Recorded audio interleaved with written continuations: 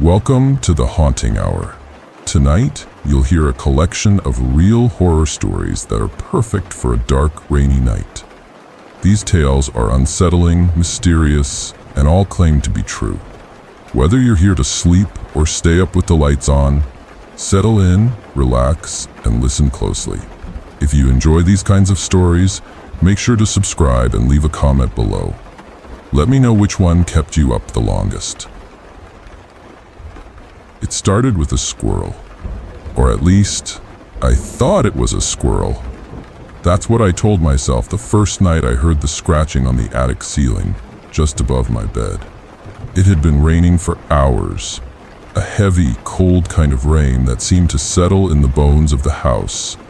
My room was tucked into the back corner of the second floor, right under the gabled roof, and the walls had this faint, permanent chill that no heater could fix, the kind of cold that made silence feel heavier. That first night, it was nearly 10 o'clock when the sound started.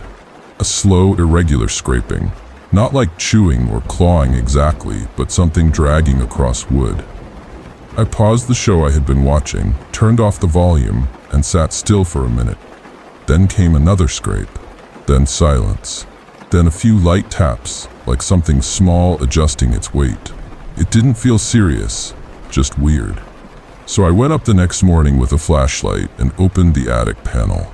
The air that came out was stale and slightly sweet, like damp insulation. I stepped up and poked my head inside. No droppings, no chewed wires, no sign of nests.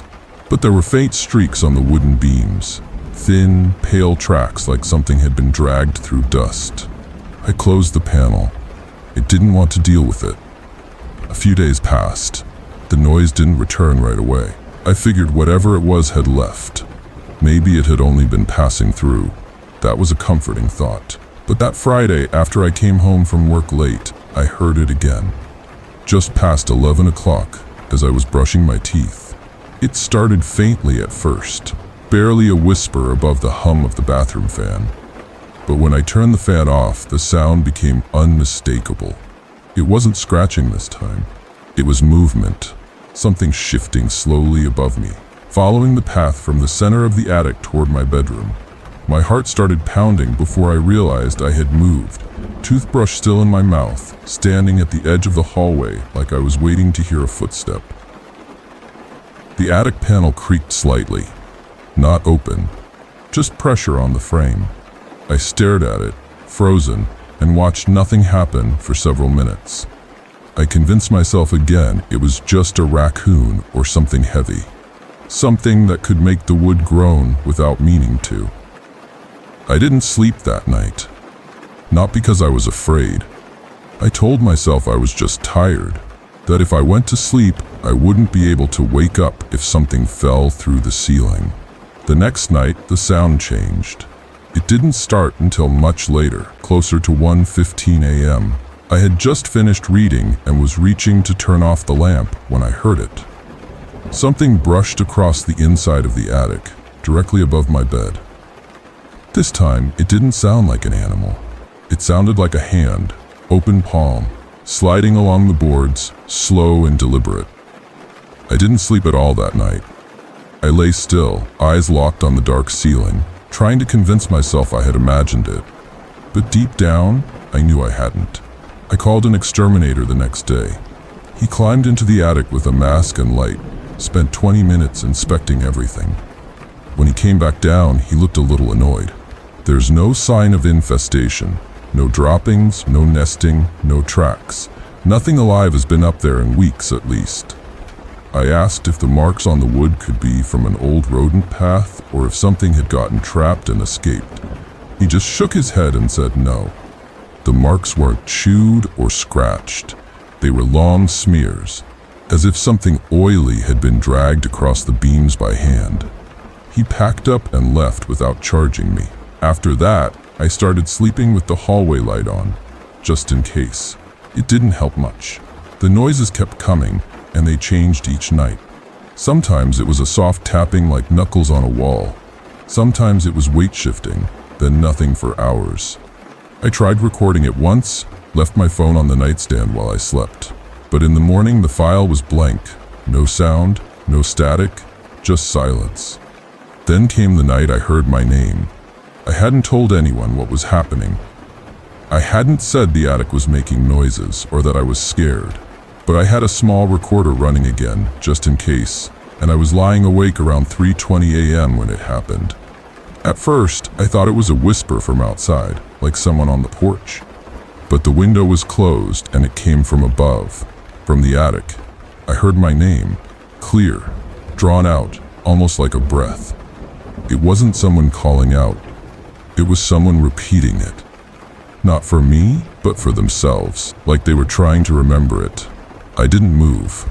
I couldn't. I just waited. My hands clenched the sheets so tight that my knuckles hurt in the morning. The next day, I went to stay with my brother for the weekend. I told him I needed a break from the cold in my house. He didn't ask questions. We drank beer, watched dumb movies, and I tried to pretend everything was normal. I didn't check the attic again. I didn't look at the ceiling. I didn't want to know what was behind the voice. But when I came back the following week, something was different. My bedroom smelled strange. Not like mold or old insulation, but like wax. Melted candle wax and something slightly sour like curdled milk. I checked every inch of the room. The floor, the vents, the closet, everything looked untouched, but the smell grew stronger near the attic hatch. I pulled the ladder down and stared into the dark. I didn't climb up. I didn't want to. I just listened.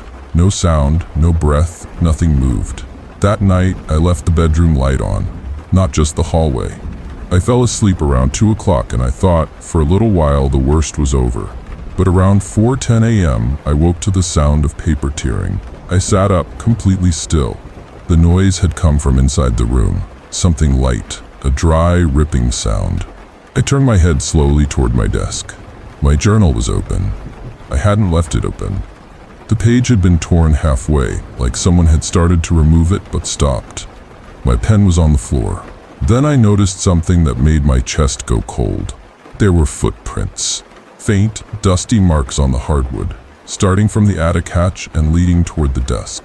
Not boots, not shoes, bare feet, long toes. The skin had left a residue, something that looked like ash mixed with oil. The prints stopped at the side of my bed. And that was it. Nothing else happened that night. No noise, no movement. Just the prints. I didn't tell anyone. What could I say? That someone was living in my attic? That something walked into my room, touched my things, and then disappeared? I started keeping my door locked at night, even though I knew it wouldn't help. I kept a knife under my pillow. I didn't know what else to do.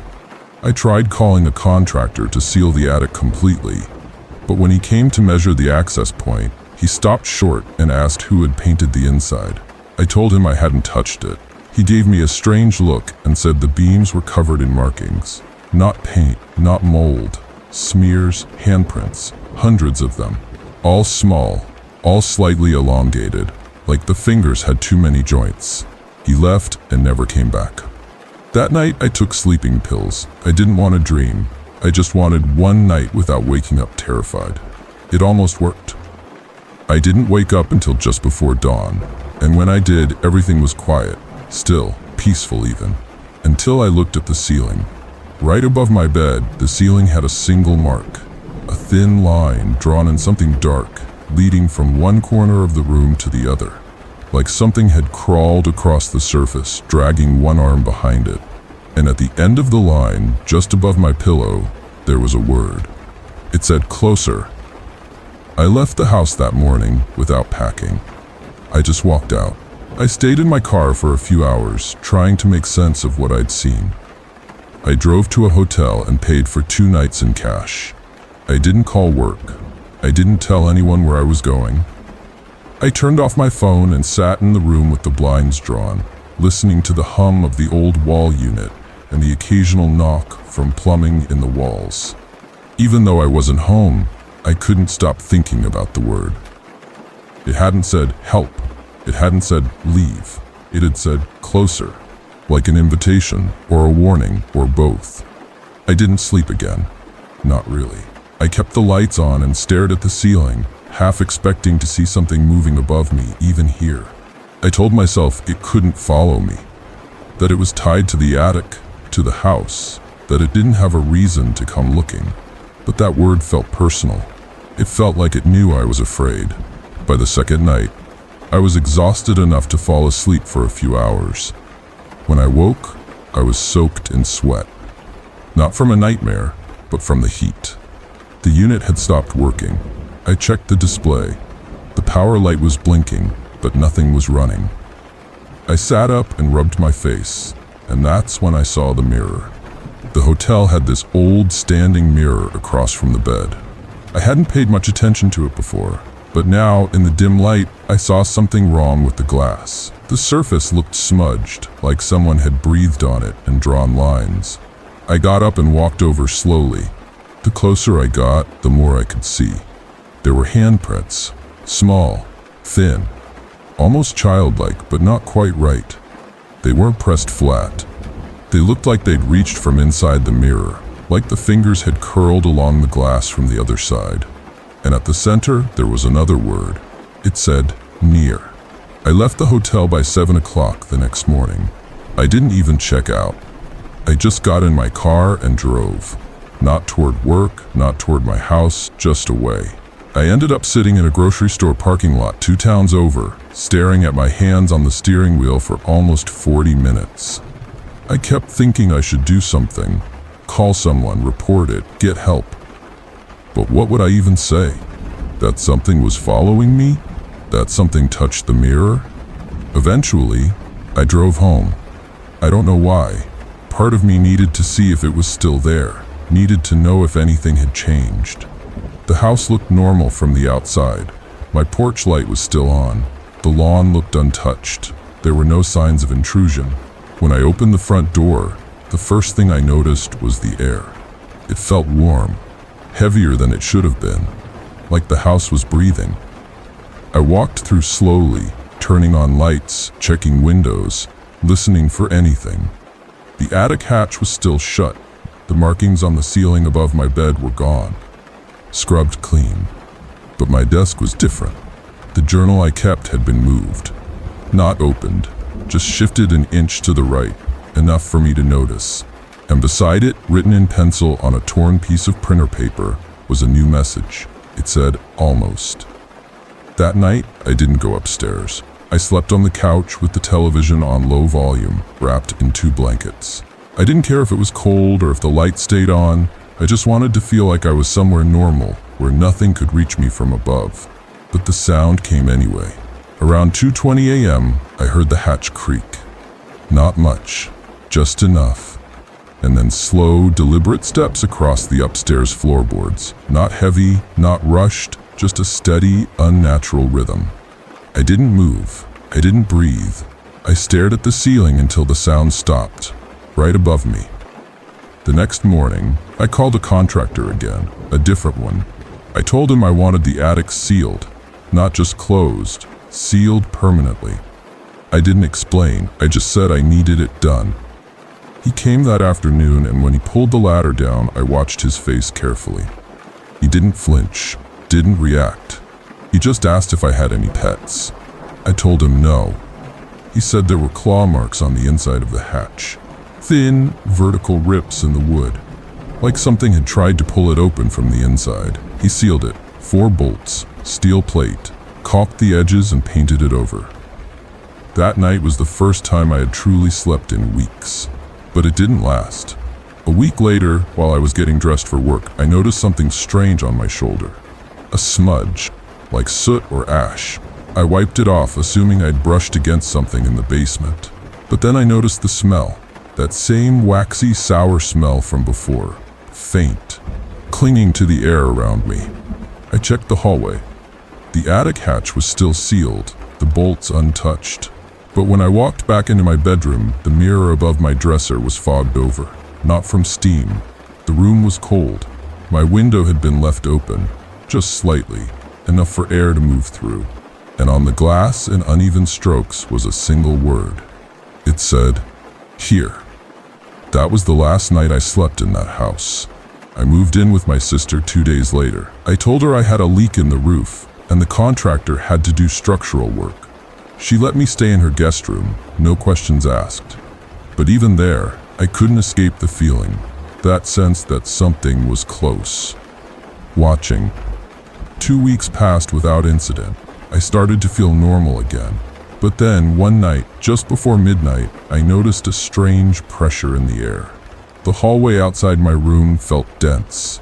The lights flickered once. I closed the door, locked it, sat on the edge of the bed with my phone in hand, unsure of what to do. And then I heard it. A voice whispered, not behind the door, not in the hall, inside the room. It said my name, not loudly, not urgently, just like before, like it was trying to remember me. I turned, and on the far wall, just beside the dresser, I saw something begin to take shape. Not a figure, not a shadow, just space that didn't look right, like the air was being pulled inward, warping the edge of the wall like heat rising off pavement. And in the center of that ripple, a mark appeared, a single handprint, too large, too long, pressed against the wall from the inside. I screamed. Not a sound I recognized, not a word, just raw panic. My sister came running. She found me pressed into the farthest corner of the room, eyes locked on the wall. But by the time she turned the light on, the mark was gone. She wanted to take me to the hospital. I said no. I told her I had just imagined it, that I had a bad dream. She didn't believe me, but she stopped asking after a while. I haven't been back to the house since. It's still there, still under my name, but I don't even drive past it. I don't want to know if the attic is still sealed. I don't want to know if the prints are back. I started therapy last month. I've been trying to talk about it in vague terms, about fear and sleep and the feeling of being watched. But I haven't told anyone the full truth, that every night around 3:15 a.m. I wake up without reason, that the air around me always feels slightly off, that sometimes when I turn my head quickly, I see smudges in mirrors that vanish before I can focus, and that 2 nights ago, I found a slip of paper on the floor beside my bed. Same handwriting, same pencil. It said, "Now." I was 12 the summer my father inherited the property from his uncle. It was this decaying house at the end of a private road in northern Vermont, way out past anything you could call a town. He hadn't been there in years, but he wanted to keep it in the family. So we packed up and spent the season fixing it up, or trying to. The place had been empty for almost a decade. When we arrived, the air inside smelled like rot and old books, and everything creaked, no matter how careful you were. But there was something else about it. It felt untouched, like it was ours alone. I remember feeling that way for the first 2 nights. Then everything changed. The bedroom I stayed in was on the 2nd floor, near the back of the house. My little sister shared it with me.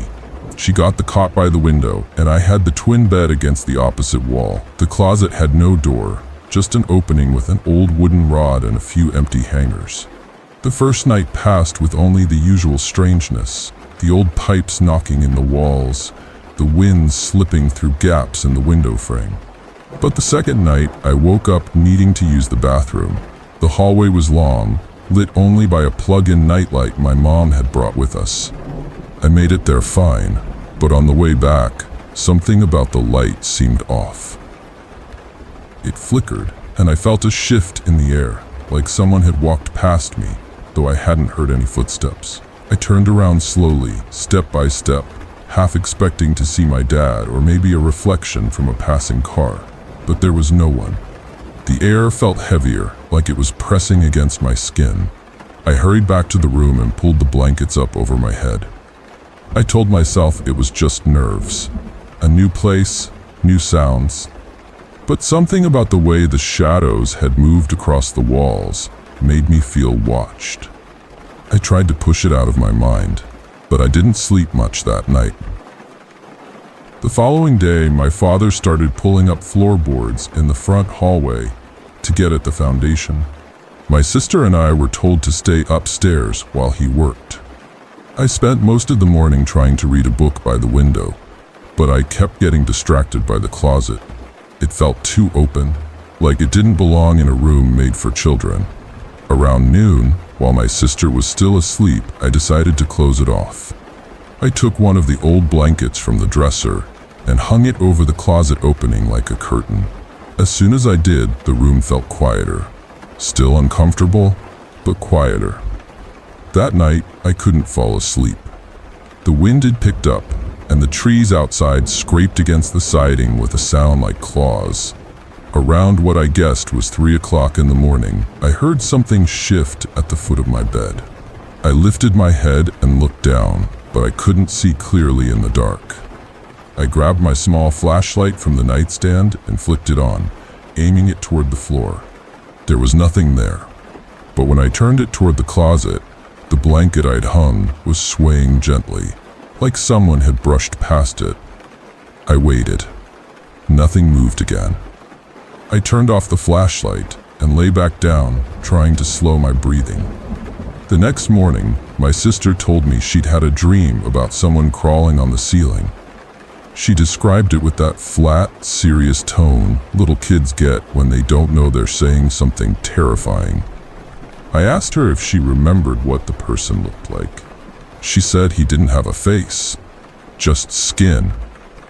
I laughed it off, but my stomach twisted. I'd never heard her talk like that before. She was only 7. Where would she even get that idea? That afternoon, my father found something under the floorboards. He called me downstairs to see it. There was this little wooden box, square and sealed shut with old nails. He said it must have belonged to my great-uncle, probably forgotten during the cleanup. I asked what was inside, and he said we'd open it later, maybe together. He set it on the dining room table and went back to work. But the whole time I stood there staring at that box, I felt something I couldn't explain. Like it was watching me. Not from inside, from somewhere else. That evening I couldn't stop looking at the closet. I kept expecting the blanket to lift. Not by wind, by hands. I stayed awake longer than usual. My sister had fallen asleep with her arm draped over the side of her cot. I wanted to pull it back up for her, but I couldn't make myself move. At some point, I heard the soft sound of fabric sliding. I turned my head slowly. The blanket over the closet had lifted, just enough to show the dark space behind it. I sat up in bed, heart pounding so hard I could feel it in my ears. My eyes adjusted, and I thought I saw something move back into the darkness. Not fast, just enough. Enough to know it was real. I reached over and grabbed my flashlight again, shining it straight into the closet. There was nothing there. The blanket hung still now, but I couldn't shake the feeling that whatever had been there was still close. Too close. I didn't sleep that night. Every time I shut my eyes, I imagined something crawling across the ceiling just above me, just quiet enough not to be heard. When morning came, I felt nauseous. My skin was cold and my hands trembled when I tried to eat breakfast. My parents noticed. I told them I was just tired, that the house was weird. They said it was normal to feel uneasy in an unfamiliar place, but it didn't feel like that. It felt personal, like something in that house had been waiting for someone to come back. Later that afternoon, my dad finally pried open the wooden box. I watched him do it from the stairs. Inside was a bundle wrapped in cloth. When he unwrapped it, he found a small book, more like a journal, bound in leather, with pages yellowed and cracking at the edges. He flipped through it and frowned. I asked what it said, and he told me most of it was illegible, just scribbles. But he paused on one page, stared for a long time, then quietly closed the book and told me not to worry about it. He tucked it into a drawer and said we'd talk about it later. We never did. That night, the blanket over the closet was gone. It wasn't on the floor or in the bed or under the dresser. It was just gone. My sister hadn't touched it. She told me she woke up and saw something sitting in my bed watching her. I asked if she was sure it wasn't me. She said no, because it didn't breathe, it just stared.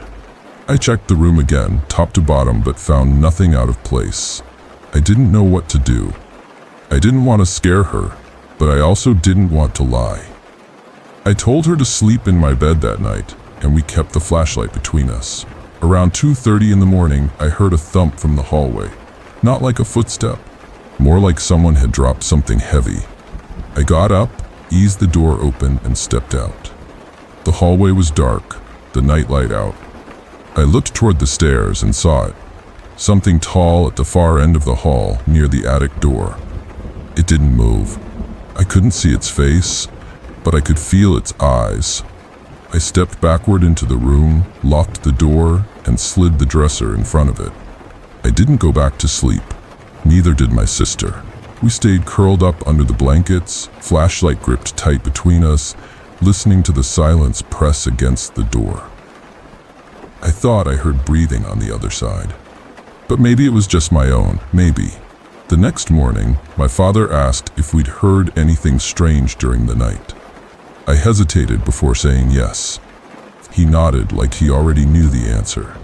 Then he told me something that stuck with me ever since.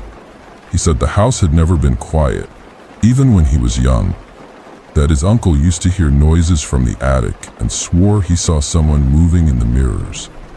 I asked why he never said anything before. He just looked away and said it was easier to pretend it wasn't real. That's when I realized he'd never planned on keeping the house. He just didn't want it to die alone. I started sleeping in the living room after that. My sister did too. We dragged our mattresses downstairs, told my mom it was cooler there. She didn't ask questions, but I noticed the way her eyes lingered on the upstairs hallway, like she felt it too, like the house was shifting, changing, watching. That night, I woke to the sound of footsteps in the kitchen. Slow, deliberate. I thought maybe it was my dad getting water, but I couldn't shake the sense that whoever was walking wasn't trying to be quiet. I sat up, listening. The footsteps stopped just past the threshold of the room, behind the couch where I'd set up my mattress. I waited. I didn't breathe. Then I heard the soft scrape of nails, or maybe fingertips, along the hardwood floor. It moved closer. I reached for the flashlight, but I didn't turn it on. I held it like a weapon. A moment later, a voice whispered near my ear, "You shouldn't have come back." I froze. My skin turned to ice. I turned the flashlight on and swung it in every direction. Nothing. The room was empty. My sister stirred on the other mattress but didn't wake. I stared into the shadows for what felt like hours. I didn't sleep at all. The next day, I tried to tell my dad. Not everything, just that something was wrong. He looked at me with tired eyes and said, "I know." That was all. No explanation, no denial, just confirmation. And I think that was worse. It meant he believed me. It meant there was no fixing it. That night, the house felt colder. Not just in temperature, like the walls themselves had pulled back, hollowing out the space around us.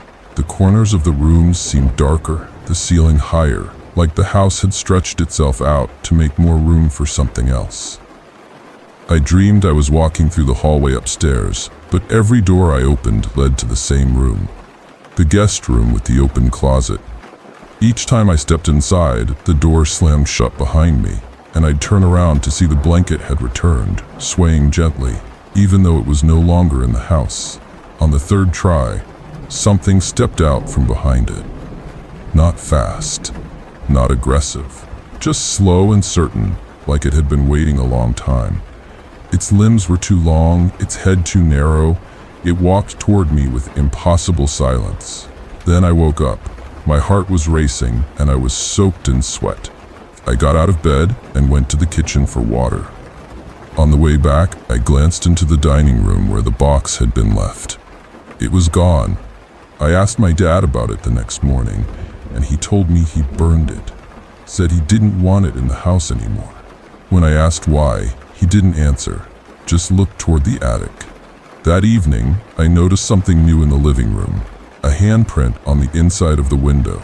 Not mine, not my sister's. Too large, too high. I pressed my own hand against it. The fingers didn't match. These were longer, and the palm was warped, like whoever left it had too many joints. I wiped it off. It came back the next morning. I began to hear things in my dreams. Scraping wood, a low humming, distant footsteps that never got closer. But the worst were the whispers. They no longer spoke in words. It was more like they echoed through my head, pulling at thoughts I didn't know I had. I started feeling things when I walked past the attic stairs. Dread. Not the kind that warns you of danger. The kind that says it's already too late. Then one night, I found my sister sleepwalking. She was halfway up the attic steps, one hand on the hatch. Her eyes were closed, and her mouth moved like she was talking, but no sound came out. I grabbed her, pulled her back, and she woke with a scream. She didn't remember climbing the stairs, but she remembered the dream. She said someone called her name from above and told her to follow. Said it in our mother's voice. That terrified me more than anything, because it meant it could imitate us. It meant it wanted to be trusted. After that, I started sleeping during the day and staying awake at night. I sat in the living room with every light on, the flashlight on my lap, and a kitchen knife beside me. I listened, watched. The house never settled. It creaked in patterns. I started writing them down, hoping they meant something. At first it was random, but over time I noticed repeats. Long creak, two short ones, a pause, then a low groan like wood under pressure. It felt deliberate, almost like a language. I showed my notes to my dad. He didn't say anything, just read them slowly, then left the room. That night, he boarded up the attic, nailed the hatch shut with 4 heavy planks, and told me not to touch it.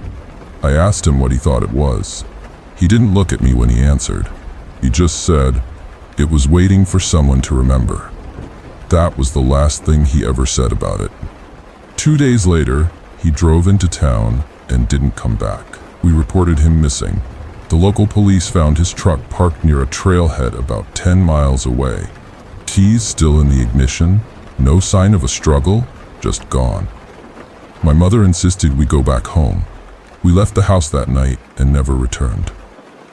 But that wasn't the end of it. It's been 9 years since that summer, and I still dream about the house. The hallway, the closet, the attic, always in pieces, never the whole thing. My sister refuses to talk about it. She barely remembers now, or at least pretends not to. But I know it stayed with her too. A few months ago, she called me in the middle of the night, said she saw something standing at the foot of her bed. Said it didn't move. Said it watched her for nearly an hour before she passed out. When she woke up, her bedroom closet door was open. It hadn't been when she fell asleep. I've tried to move on. I keep lights on in every room. I avoid basements. I haven't lived in a house with an attic since, but no matter where I go, the dreams follow. Sometimes I'll hear the creaking of floorboards when I'm alone, or feel a shift in the air like something moved behind me. I'll find handprints on windows that haven't been opened in weeks, a blanket that falls for no reason, or worse, blankets that vanish. Last year, I returned to Vermont to settle some legal paperwork. The house was still there, abandoned, windows boarded, yard overgrown. I didn't go inside. I couldn't, but I stood at the edge of the driveway and stared at the second-floor window, the one from my old room. It felt like it was staring back, like the house remembered me, like it knew I'd come back, even for a moment. That night, I stayed at a motel 20 miles away. I didn't sleep. Around 4 o'clock in the morning, I heard a knock at the door. Slow, measured. I didn't answer it. I just sat there, holding my breath, watching the knob. It didn't turn. The knocking stopped after a minute. I never saw anyone. The next morning, I checked out early and started driving back south. Somewhere along the highway, I glanced in the rearview mirror. For just a second, I saw something in the back seat. A tall, narrow shape, bent slightly, like it didn't quite fit. When I turned around, there was nothing there. But the seat was damp. The smell of old wood and copper filled the car. I keep a journal now. I write down every strange thing, every whisper, every shadow. I don't know if it helps, but I need to believe I can keep track of it. That if it comes back, I'll know. But deep down, I think it's already here. That whatever was in that house, whatever was waiting in that attic, came home with us. I think it chose us, or maybe it was always ours, inherited, like the house, like the box, like a sickness that runs in blood instead of breath. A week ago, I woke up to find my bedroom door open. I never leave it that way. On the floor just inside was a small scrap of cloth, gray, threadbare. I didn't recognize it, but it looked like the blanket I used to hang over the closet. I picked it up and felt something slip under my skin. A coldness, not from the cloth, from something older, deeper. I dropped it and backed away. The lights flickered, and for a moment, I heard a voice behind me. Not loud, just clear. You brought me home. I don't know what it wants. I don't know if it's a ghost or something worse. I just know it waits and watches and whispers. Every night now, I hear that creaking pattern in my house. Long, short pause, groan, like it's speaking again. And sometimes when I wake in the dark, I see it standing in the corner of my room, not moving, just watching, waiting. It lifts a long hand, places it against its face and whispers, "Shh." I've never been someone who's scared easily. I grew up around woods, around stories of things you don't talk about in the dark, and for most of my life, I brushed that kind of thing off. I preferred answers I could prove. Structure, evidence, logic. That's how I kept the world stable. That's how I kept myself sane. But looking back now, I think the trouble started the night I moved into that old house on Belver Street. Not because the house was haunted, not because something followed me there, but because I brought something with me. And I didn't realize it until much too late.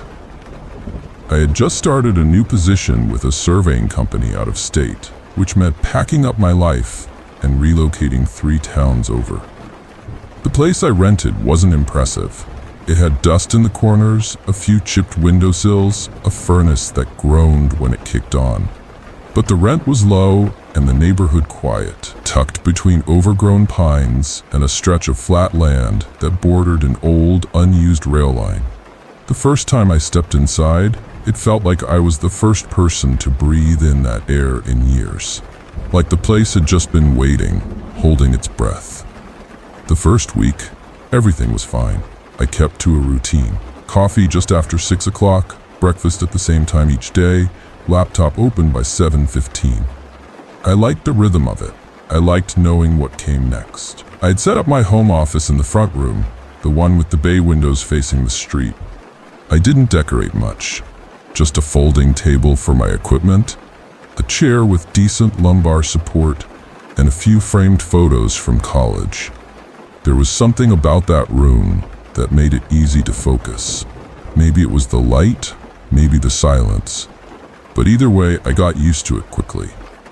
Things didn't start to feel off until the second weekend.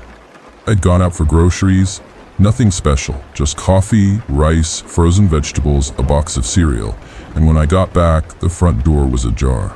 Not wide open, just cracked. At first I thought I'd forgotten to pull it shut, but I always checked the lock. Always. Still, I told myself it was nothing. I eased the door open and stepped inside, every part of me tense. But the house was still. The curtains hung the same. The keys sat on the counter. Nothing looked touched. I checked every room one by one. The kitchen was clean. The bathroom smelled faintly of bleach from the morning scrub. My bedroom door was closed just as I'd left it. I opened the door and looked inside. The bed was made. My closet shut. There was nothing out of place, and yet I couldn't shake the sensation that something had moved through the space. Like heat trails after a passing car. Not a sound, not a sign, just presence. That night, I lay in bed with the door closed and the light from the hallway pouring in through the gap beneath it. I left the lamp on, not because I was scared, but because the dark felt heavier than usual, thicker. I closed my eyes and tried to drift off, but every time I hovered at the edge of sleep, I thought I heard breathing that wasn't mine. Faint, barely there. I told myself it was just the wind outside the window, or maybe the air vents kicking on, but my body didn't believe it. Over the next few days, small things began to shift. I'd find my office chair turned slightly, even though I never left it angled. A pen would vanish from the desk and show up 2 drawers down in the hallway dresser. My keys fell off the hook once. Not dropped, not slid. Fell, as if someone plucked them free. I set up a small webcam near my workstation, just in case someone was coming in while I slept. I didn't catch anyone on it. But the next morning, the lens was covered with a sticky note I hadn't placed. Still, I kept going. I told myself the mind plays tricks in unfamiliar places, that I was tired from the move, that maybe I needed to get out more. I started taking walks along the old rail line in the evenings, just to clear my head. The path was mostly abandoned, overgrown weeds, crumbled wood slats, birds nesting in rusted-out boxcars that hadn't moved in decades. There was something calming about the emptiness. But even there, I felt watched. One night, just past 7 o'clock, I came back from a walk and stepped through the front door to find the living room lamp on. I never left it on. I'm meticulous about those things. Always have been. I walked over, clicked it off, and as I did, I noticed the armchair facing the wrong direction. It should have been turned toward the window. Now it faced the hallway. I turned it back and stood there for a long moment, listening. That night, the sounds came back. Not just breathing. Steps, not loud or hurried. Just slow, deliberate pacing from the hall to the living room and back again. I sat up in bed, every hair on my arms standing on end. I held my breath, waiting. The pacing stopped. I waited another minute, then climbed out of bed and grabbed the metal flashlight from my nightstand. I walked slowly, step by step, out into the hallway. The air felt colder than before, like the furnace had shut off without me noticing. I passed the bathroom, then the linen closet. When I reached the living room, the chair was facing the hallway again, but this time there was something in it. I froze. The flashlight trembled in my grip. I couldn't see clearly, just the outline of someone sitting there. Not moving, not breathing, just sitting. I took a step closer. The chair was empty. I blinked, looked again. The outline was gone. The cushion undisturbed, no creak of weight, no sign of pressure. But I had seen it. I know what I saw. I didn't sleep the rest of that night. I sat on the edge of my bed until the light outside started to bleed through the curtains, until the shapes of the trees returned to something familiar. When the sun was high enough, I packed a small bag and drove to a diner on the far side of town. I needed to be around people. I needed noise, conversation, warmth. Anything that wasn't still and watching. The waitress must have noticed the circles under my eyes because she asked if I was okay. I told her I hadn't been sleeping well, that the new place took some getting used to. She smiled politely and walked off to grab coffee. But when she came back, she hesitated and said, "You've been in before, right? Last week, I think. Same order, same seat." I shook my head. I hadn't been to that diner before. Not once. When I got home later that day, the front door was wide open. Not cracked. Not nudged. Wide open. The lock wasn't broken, the frame wasn't damaged, and nothing had been taken. Every item sat exactly where I left it, but the air inside didn't feel stale anymore. It felt lived in. I started locking the bedroom door at night. Not just the front door. Not just the windows. The bedroom. Something about that felt final. Like I was admitting the house no longer felt like mine. And deep down, I knew it hadn't for a while. That was when the dreams started. At first, they were simple. I'd be standing at the edge of the rail line, watching the trees bend in the wind. Then I'd see myself, not in a mirror, not as a memory, standing across from me, unmoving, watching. I'd wake up with the taste of iron in my mouth and the sound of my own name echoing faintly as if whispered from the next room. Then the waking visions began. Not hallucinations, I need to be clear about that. These were not imagined. I'd see myself at the end of the hallway, just a glimpse, a profile in the reflection of the window, a movement in the television screen just before I turned it off. Always subtle, always one step behind. I recorded myself one night, just to be sure. The next morning I played the video back. At 3:20 a.m., the footage glitched for 2 seconds. Then, there I was, standing in the hallway, staring at the camera, not moving, just staring. My eyes wide, my mouth slightly open, then gone. I haven't recorded anything since. I started spending more and more time outside the house, parks, libraries, even grocery stores. I didn't want to be anywhere I could be alone. But it followed. Not just the feeling, not just the dread. I'd see myself reflected in the doors of refrigerated shelves, my posture just a little too stiff, my reflection not blinking when I did. People started reacting to me differently. Cashiers would say, "Back again?" when I hadn't been in all week. Strangers would nod at me like they recognized me. One woman even asked how my dog was doing. I've never owned a dog. I tried to ignore it, to rationalize it. But then, one evening, as the light faded and the house slipped into shadow, I looked out through the front window and saw myself standing in the yard, facing the house. Not moving, not flinching, just watching and smiling. I shut the curtain quickly and stepped away from the window. My hands were clammy. My shirt stuck to my back. I didn't know what terrified me more. The thing that looked like me standing outside, or the possibility that it hadn't just arrived, that it had always been there, that it was waiting. That night, I couldn't bring myself to sleep in the bedroom. I took the couch in the living room, keeping the lights on and my shoes nearby in case I had to run. I left the front porch light off, though. I didn't want to give it a clear view. I curled up under a blanket and listened for sounds I couldn't name. The silence pressed in from every corner. There were no footsteps, no breathing, but I felt something just beyond the walls. A weight, like the air itself was being held in place by something watching. At some point, I must have dozed off. I woke with a start, heart pounding, mouth dry. The room was dark. I reached for the lamp, but it didn't turn on. Neither did the overhead light. I tried the kitchen switch. Nothing. The power was out. I walked to the hallway and checked the breaker box. No tripped circuits. I stepped to the front door and looked outside. The streetlights were still on. It was just my house. I didn't sleep the rest of that night. I sat at the kitchen table with a flashlight, watching the hallway. I don't know what I expected to see. Maybe I thought if I stared long enough, I'd catch it moving. But all I saw were shadows creeping across the walls as the moon shifted outside.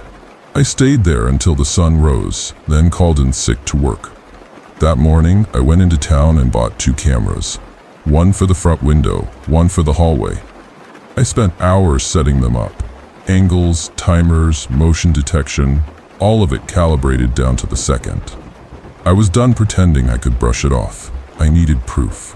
I needed to know what I was seeing wasn't just my imagination turning in on itself. The recordings helped at first. I checked the hallway footage obsessively. For 3 nights, nothing happened.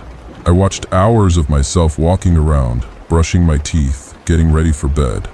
I thought maybe the presence had left, or maybe it had sensed I was watching. Then, on the 4th night, something changed. At 2:47 a.m., the camera facing the hallway blinked. Just once. Not a power surge, not a signal loss, just a flicker. When it came back, I wasn't in the frame anymore, but I hadn't moved. I remembered lying in bed the whole time. I went back and checked the camera in the front room. That footage didn't blink. It showed me sitting up in bed, staring directly at the hallway. But in the hallway footage, the space was empty. That same day, I got a letter in the mail. No return address, no stamp, just folded once and left in my mailbox. It read, "I like your face. I'm almost ready." I dropped the letter, locked every door and window, and sat on the floor until my breath slowed. I called the police, not because I expected them to help, but because I needed to hear another person acknowledge that what I was experiencing wasn't normal. A young officer came by that afternoon. He walked through the house, asked if I had any enemies, anyone who might be harassing me. I told him no. I showed him the cameras, the letter. He said it was probably a prank, maybe someone from my new job trying to mess with the new guy. He offered to file a report, but admitted there wasn't much they could do without a suspect. Before leaving, he told me to get some rest, that maybe I'd been under too much stress from the move. That evening, I found another letter, this one under my pillow. I hadn't left the house all day. It said, "I stood where you sleep." I didn't eat dinner that night. I didn't shower. I didn't turn off the lights. I just sat there, knees pulled to my chest, waiting for morning. But morning didn't help, because I started seeing it more clearly. It no longer appeared just in reflections. I'd catch glimpses of it from the corner of my eye. A figure with my frame, my walk, my slouch, ducking just out of view behind a door frame or vanishing down the stairs. The worst part was that it didn't feel threatening. It felt calm, confident, like it belonged there more than I did. I tried leaving the house for a few days. I packed a small bag and booked a room in a motel just outside town. I didn't tell anyone where I was going. I paid in cash. I took no electronics, just clothes and a journal to keep track of what I remembered. The first night, nothing happened. The second night, I dreamed I was buried in my backyard, not screaming, just lying there, hands folded, eyes open to the dirt. Something stood over me, looking down with my face, and it smiled. On the third morning, I checked out early and drove back to the house. It was unlocked. Inside, nothing had changed, but everything felt used, like I'd come back to someone else's home. The kitchen smelled faintly of coffee, though the pot was cold. My shoes were aligned differently in the hallway. The pillow on my bed was damp with sweat that wasn't mine. I turned on the hallway camera to review what had happened in my absence. There were hours of static, then a single clip. At 4:10 a.m., the feed snapped into focus. I walked into the hallway, but I wasn't holding the camera remote. I wasn't dressed in my clothes. I was naked, bare feet slapping softly on the hardwood. I looked into the lens and smiled. Then I tilted my head to the side, and something moved beneath my skin. A ripple, like muscle memory without muscle. The thing wearing my face opened its mouth wide, wider than I ever could. Then it turned and walked into my bedroom. The clip ended there. I shut the camera off and pulled the batteries. I should have left. I know that. I should have packed everything and burned the place to the ground. But I didn't. I stayed. Not because I wanted to, but because part of me needed to know how far it would go. That evening, I sat in the living room and waited. No lights, no sound, just me in the dark. I sat there until the air went still, until the temperature dropped, until I felt that now familiar weight pressing in, and then I spoke. "I know you're here." The silence didn't change. I said, "What do you want?" "Nothing." But then from the back of the house, a soft voice answered, "I want to come home." It wasn't mine. Not exactly. It was my cadence, my pitch. But it lacked something essential. Like hearing your own voice through a tunnel, stripped of meaning. I didn't move. I didn't breathe. I just sat there and listened. It continued. "You've lived long enough. It's my turn." I stood up, heart racing, and walked to the back of the house. The bedroom was empty. The window was shut, but my bed had been slept in. And on the nightstand next to my lamp was a drawing. A charcoal sketch of me sitting in that very room. Same pose, same shirt. But behind me in the shadow of the hallway was another version of me. Taller, thinner, staring. I didn't draw it. I hadn't held a pencil in weeks. I burned it in the fireplace. The next day, the furnace stopped working. Not just broke, stopped. I called a repair service, but when the man showed up and stepped inside, he paused in the doorway and said, "Are you sure this is your house?" I said yes. He frowned. "I've been here before." I asked when. He didn't answer. Just stepped back outside and left. That night, I boarded the bedroom door shut. I didn't trust it anymore. I didn't trust myself anymore. I slept on the floor of the living room, curled beneath a coat. I tried not to dream. I tried not to listen. But just before I slipped into sleep, I heard my voice again. Closer this time. "I'm almost done learning." Then silence. I started keeping the television on through the night. Not for entertainment, but for proof. I needed something to tell me I was still real. that there was still a version of me awake, even if only in a screen. I'd catch my reflection in the black edges sometimes, that familiar face, that weary posture. But sometimes it didn't move when I did. Sometimes it blinked just a second too late. By then, I'd stopped going to work entirely. I told my supervisor I was taking a leave for health reasons. He didn't argue. I think he could tell something was wrong. People had started treating me differently even before I vanished from the office.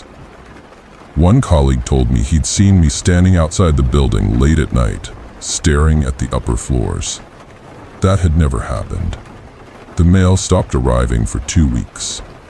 Then, all at once, a stack of envelopes appeared on my porch, bound with a rubber band. Every envelope was blank, no address, no name. Each one contained a single page, drawings, written notes, torn book pages. None of it made sense. None of it seemed directed at anyone, just fragments. One had a list of names I didn't recognize. Another, a map of my street with an X marked behind the house.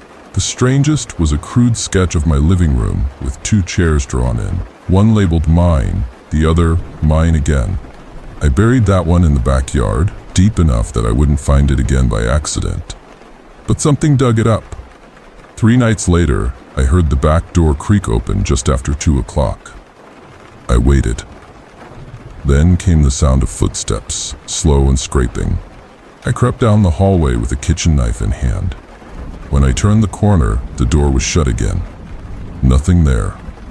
But on the kitchen table was the drawing, dirt smudged and damp, placed right where I'd eaten dinner just hours before. I stayed in the hallway for a long time after that. I didn't have the courage to go back to sleep. Eventually, I did the only thing left that made sense. I left, packed a duffel bag with whatever fit, grabbed my coat, and drove. No destination, no plan, just away. I ended up several towns over, at a truck stop motel that smelled like old carpet and cigarettes. I paid in cash, used a fake name, didn't tell anyone I was there. For the first day, I felt relief. The weight lifted, my chest loosened. I slept during the afternoon, woke only when the sun dipped below the window. But by the second night, I started seeing signs again. It started small. The mirror in the motel bathroom fogged up with words I hadn't written. "Are you comfortable?" scrawled in a long arc across the glass. I hadn't showered yet. The sink water was cold. The manager said no one else had been in the room. Said I must have done it without realizing. That's when I noticed the man in the parking lot. Every time I glanced out the window, he was standing beside the vending machines, staring up at the building, not pacing, not on a phone, just still, watching, wearing a coat that looked like mine. I waited until just after 3:15 a.m., then looked again. He was gone. But my car door was open. I rushed outside, keys in hand, and found the interior spotless, cleaner than before. Nothing taken, nothing added, except a note wedged under the passenger seat. It said, "Almost finished." The writing was identical to mine. The next day I moved again. Another motel, another town. This time I paid double to be left alone. No house cleaning, no front desk calls, I even disconnected the room phone. But I couldn't stop what had started, not anymore. Because now the thing didn't just resemble me, it understood me. It left traces I couldn't ignore. Messages that referenced my dreams, drawings of places I'd been as a child, even a photo of me and my older brother that I'd lost in high school, left in the motel fridge. It knew everything, every memory, every detail, but twisted, rearranged, like it was learning how to be me better than I ever could. One night, the room television turned on by itself. I grabbed the remote, tried every button, but nothing worked. The screen was black for a moment, then lit up with footage of my front yard, the house I'd left behind. The timestamp was that very moment, down to the second. The front door creaked open, and I walked out, not whoever it was pretending. Me. Every detail. The same jacket I wore the day I left. The same limp in my right leg from that old ankle injury. The same tired blink.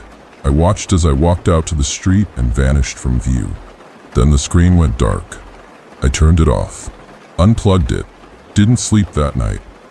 The final straw came 2 days ago. I was staying in an old cabin-style unit up near the edge of a wooded park. Quiet, far from everything. I hadn't seen another person in over 24 hours.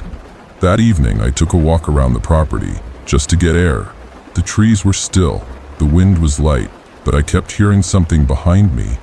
Another set of footsteps, always staying just out of rhythm with mine. I turned quickly. Nothing there.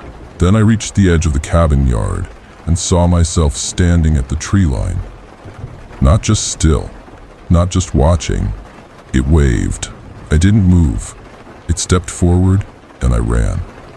I haven't been back since. Right now I'm sitting in the corner of another temporary room. The curtains are drawn, the mirrors covered. I haven't spoken to anyone in 2 days. I'm writing all of this down, not because I think someone will believe me, but because I'm afraid I won't remember what's real anymore.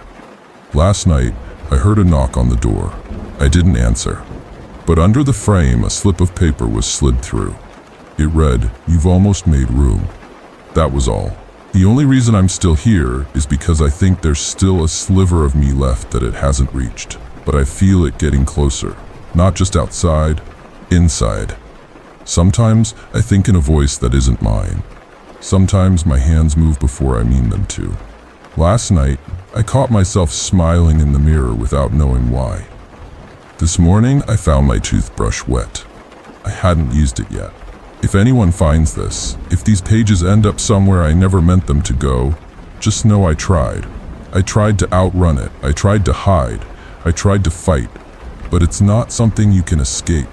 Because once it knows your face, it never lets go. It doesn't want to be near you. It wants to be you, and all it needs is a little more space, a little more time. So if you ever see yourself standing where you shouldn't be, watching from the wrong side of the glass, don't look away. It's already memorized everything. All that's left is to step inside.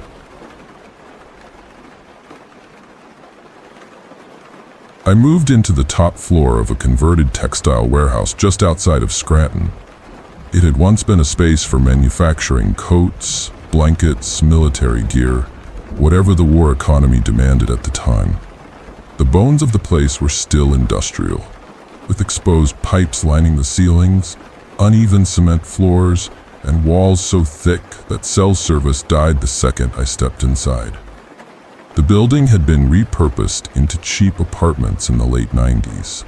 The brick was still red, but the metal accents had all rusted a little, like the place was always damp even when it hadn't rained.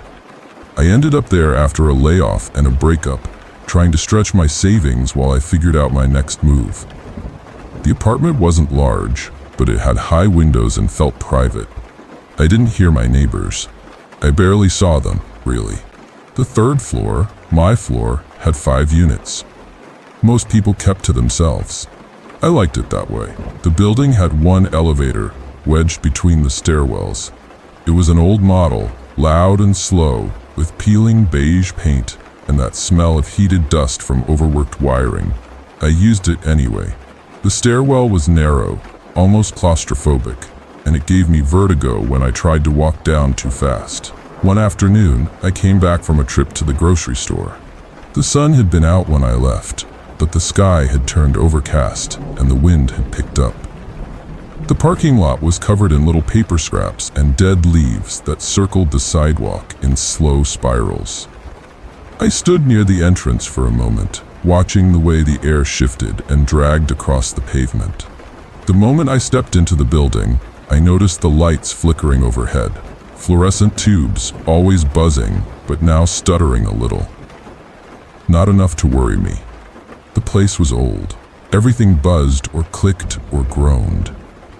I walked to the elevator, hit the button, and waited.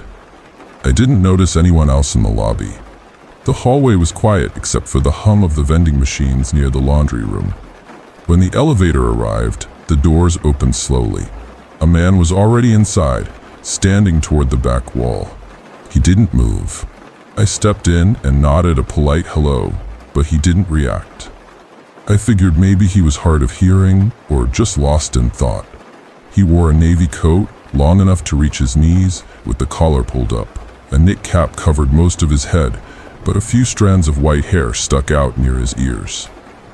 He was thin, almost underfed, with deep lines in his face.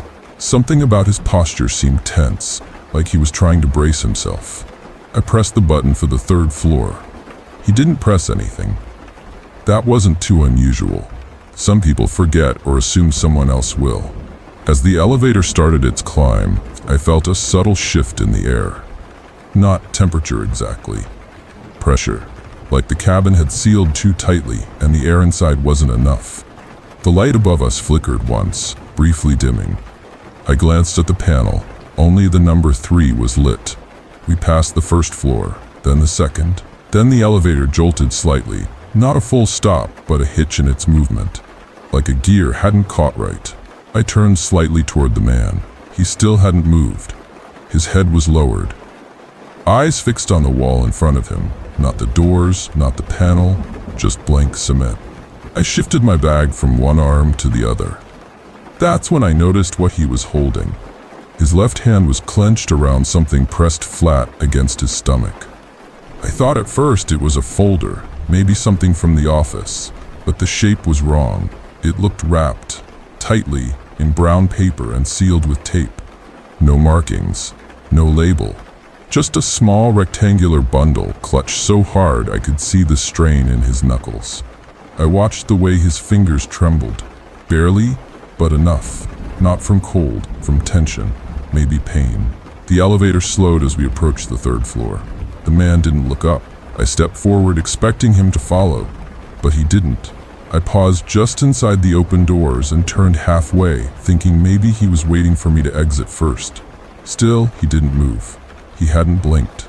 The light above us flickered again, casting a faint pulse across his eyes. They were open, wide, too wide. I stepped out, half turning, expecting to hear his footsteps behind me. Nothing. The doors closed without him. That evening, I kept replaying the ride in my head. I couldn't put my finger on what had unnerved me. Maybe the silence. Maybe the strange object he held.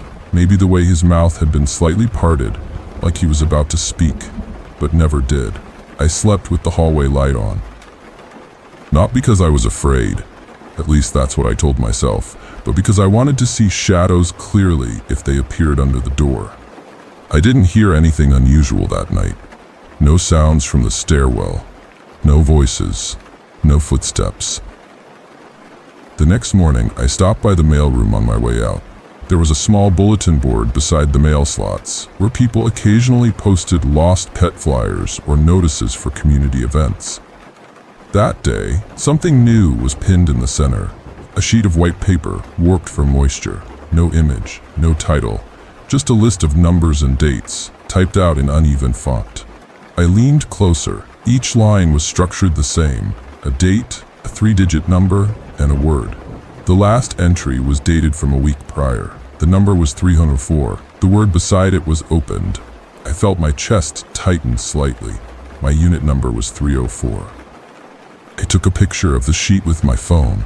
Later, I tried reverse image searches, number decoding apps, even message boards for local urban legends. Nothing. Just dead ends and speculation. I asked the building manager if he had seen the flyer. He said no, and when we walked back to check together, the paper was gone.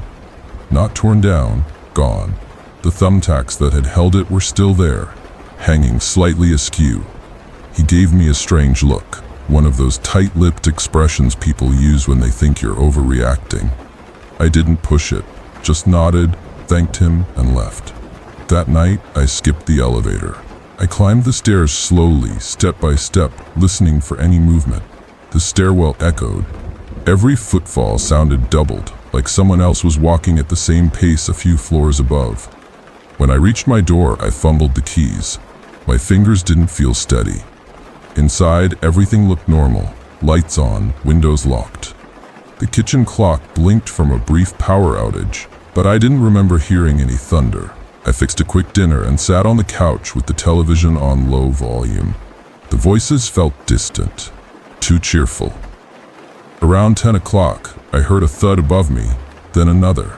My ceiling creaked slightly, like furniture had been dragged across the floor. I stared up at the point above the television. My building didn't have a fourth floor. The top unit was mine. I muted the television and waited. Another creak, this time closer to the hallway. I stood slowly, not sure what I expected to see. I walked to the door, checked the peephole. The hallway outside was empty, but the air felt colder. The faint scent of bleach drifted in through the crack beneath the door. I hadn't cleaned that day, and I hadn't used bleach. I didn't sleep much. Every noise felt amplified. The buzz of the refrigerator, the ticking of the baseboard heater. The light above my bathroom mirror flickered once, then stayed dim. At one point, I got up and walked the apartment in a full circle, checking the windows, the locks, the vents. Everything was closed. Nothing was out of place, but I couldn't shake the feeling that something had changed, like the apartment had stretched somehow, grown unfamiliar. I stood in the center of the kitchen, eyes adjusting to the shadows, and felt the floor vibrate under my feet. Not an earthquake, not a passing truck, just a subtle tremor, steady and unnatural. When morning came, I opened the curtains fully and let in the light. The city looked ordinary from up there. Buildings, distant roads, birds cutting through the air. But when I looked down toward the main entrance, I saw something that made me step back. The man from the elevator. Same coat, same cap. He was standing just outside the glass doors, not entering, not pacing, just still, hands at his sides. No package, no bag, just him, watching the sidewalk, or maybe watching the reflection of the lobby inside. I couldn't be sure. He didn't move. I watched for a full minute. Then someone exited the building. A woman in scrubs, coffee in one hand, the keys in the other.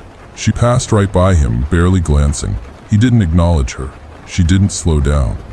But when she turned the corner and disappeared, the man slowly looked up. Not at the door, at me. 3 floors up, through 2 sets of glass. His eyes met mine, not in the metaphorical way, directly. And then he raised one hand, not to wave, not to gesture, but to point, upward, toward my window. I backed away instinctively. When I looked again, he was gone. Just the parking lot, the sidewalk, and the wind curling around old leaves. I tried to tell myself it was coincidence, that he'd been waiting for a ride, that he wasn't pointing at me. But deep down, I didn't believe that. Something about his presence had stained the air.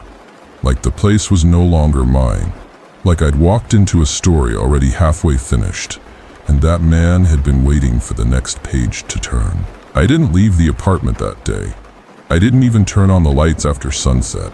I sat at the kitchen table with every bulb off, every curtain drawn, trying to convince myself I was overreacting. The image of that man pointing stayed etched in my mind. His hand had moved with purpose, like someone pressing a key that only fit one lock. He hadn't shouted, hadn't made a scene, just looked directly at me and pointed. I didn't know what I was supposed to take from that, but my body responded faster than my mind. Tightening chest, sweat under my arms, the faint tremor in my fingertips. Something about him felt practiced, like he had done that before. When the hallway light outside my door switched off around 11 o'clock, I decided I needed to sleep. I brushed my teeth with the door open, checking the mirror every few seconds. I didn't want anything creeping up behind me. Every reflection made me flinch. The apartment still smelled faintly of bleach. I hadn't used any.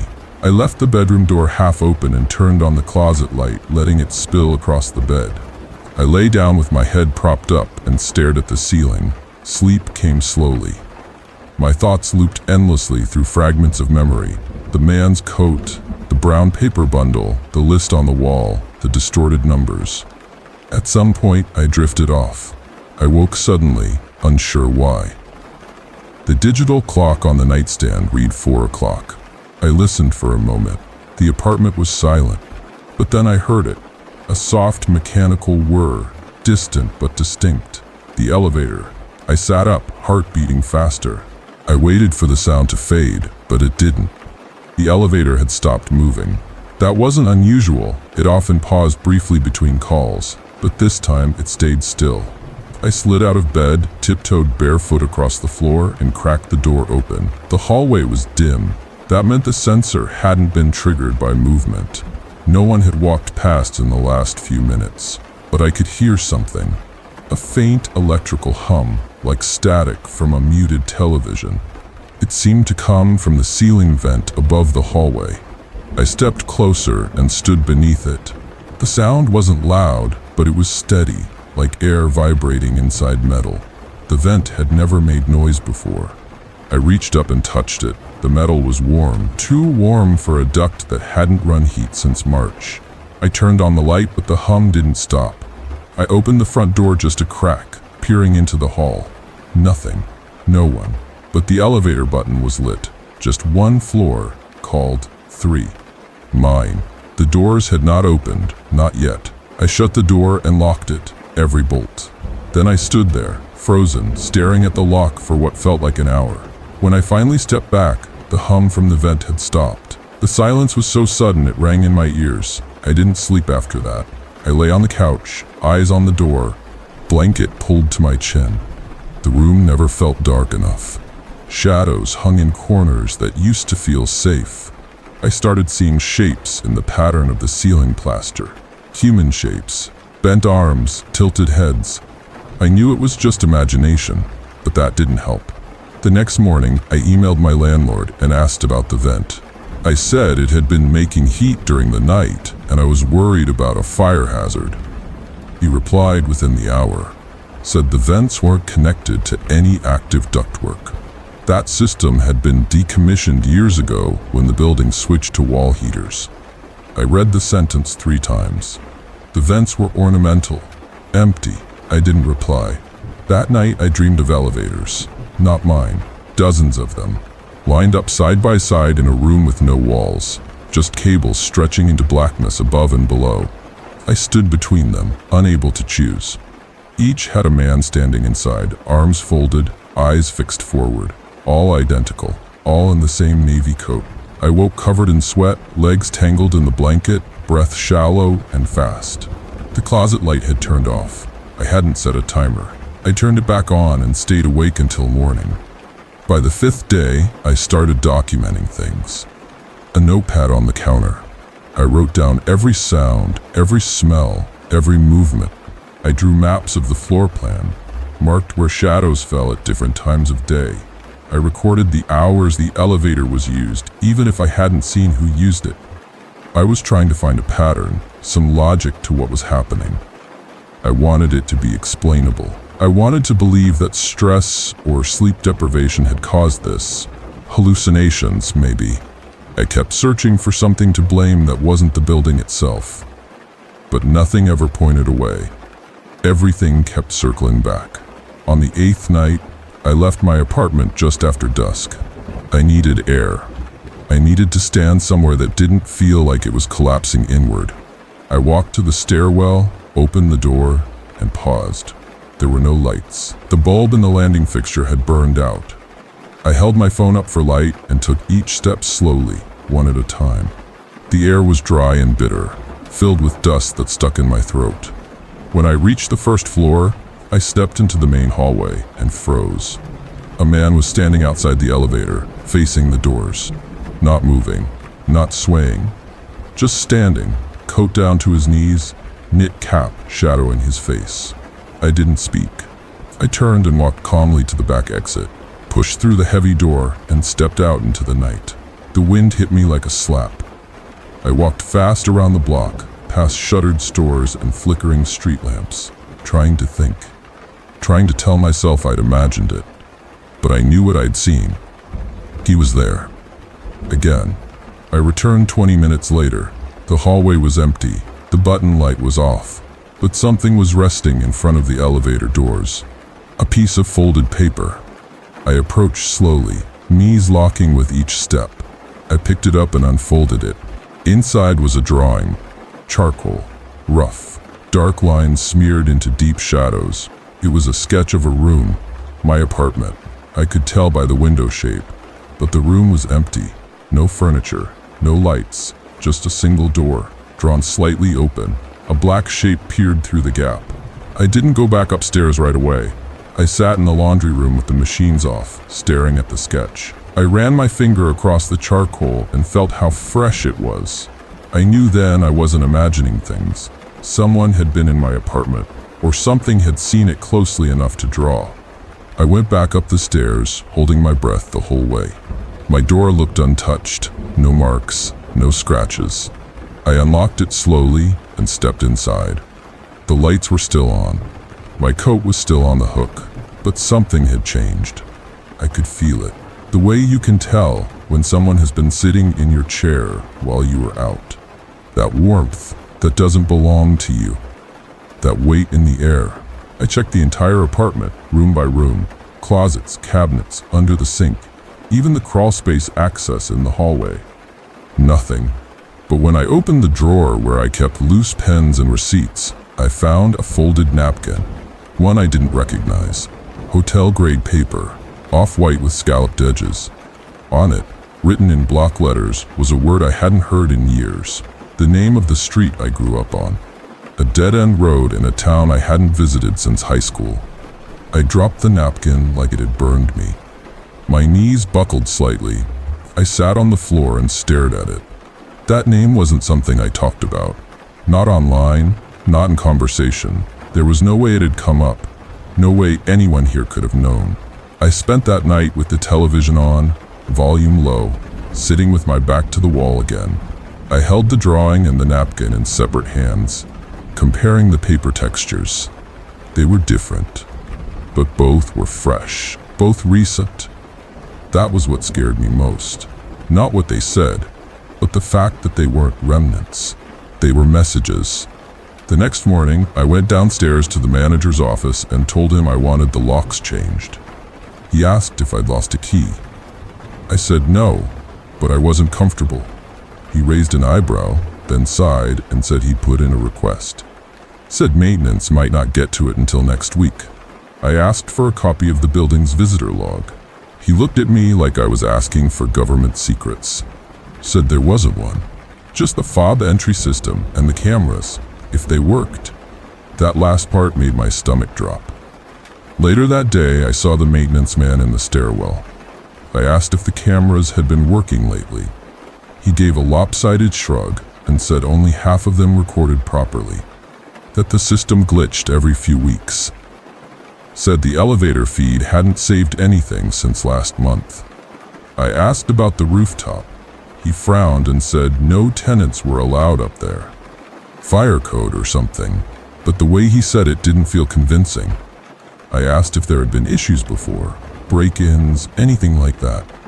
He didn't answer, just nodded like he was acknowledging the question, then walked away. That evening, the elevator dinged without being called. I was brushing my teeth, music playing softly in the background, when I heard the chime echo through the floor. My body reacted before my brain could reason. I turned off the music, waited. 10 seconds later, I heard the doors open, then close.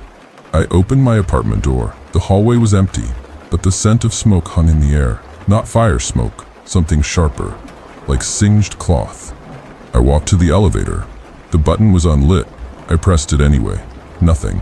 The panel was dead. I went back inside and locked the door. That night, as I lay in bed, I listened to the walls. The building made sounds.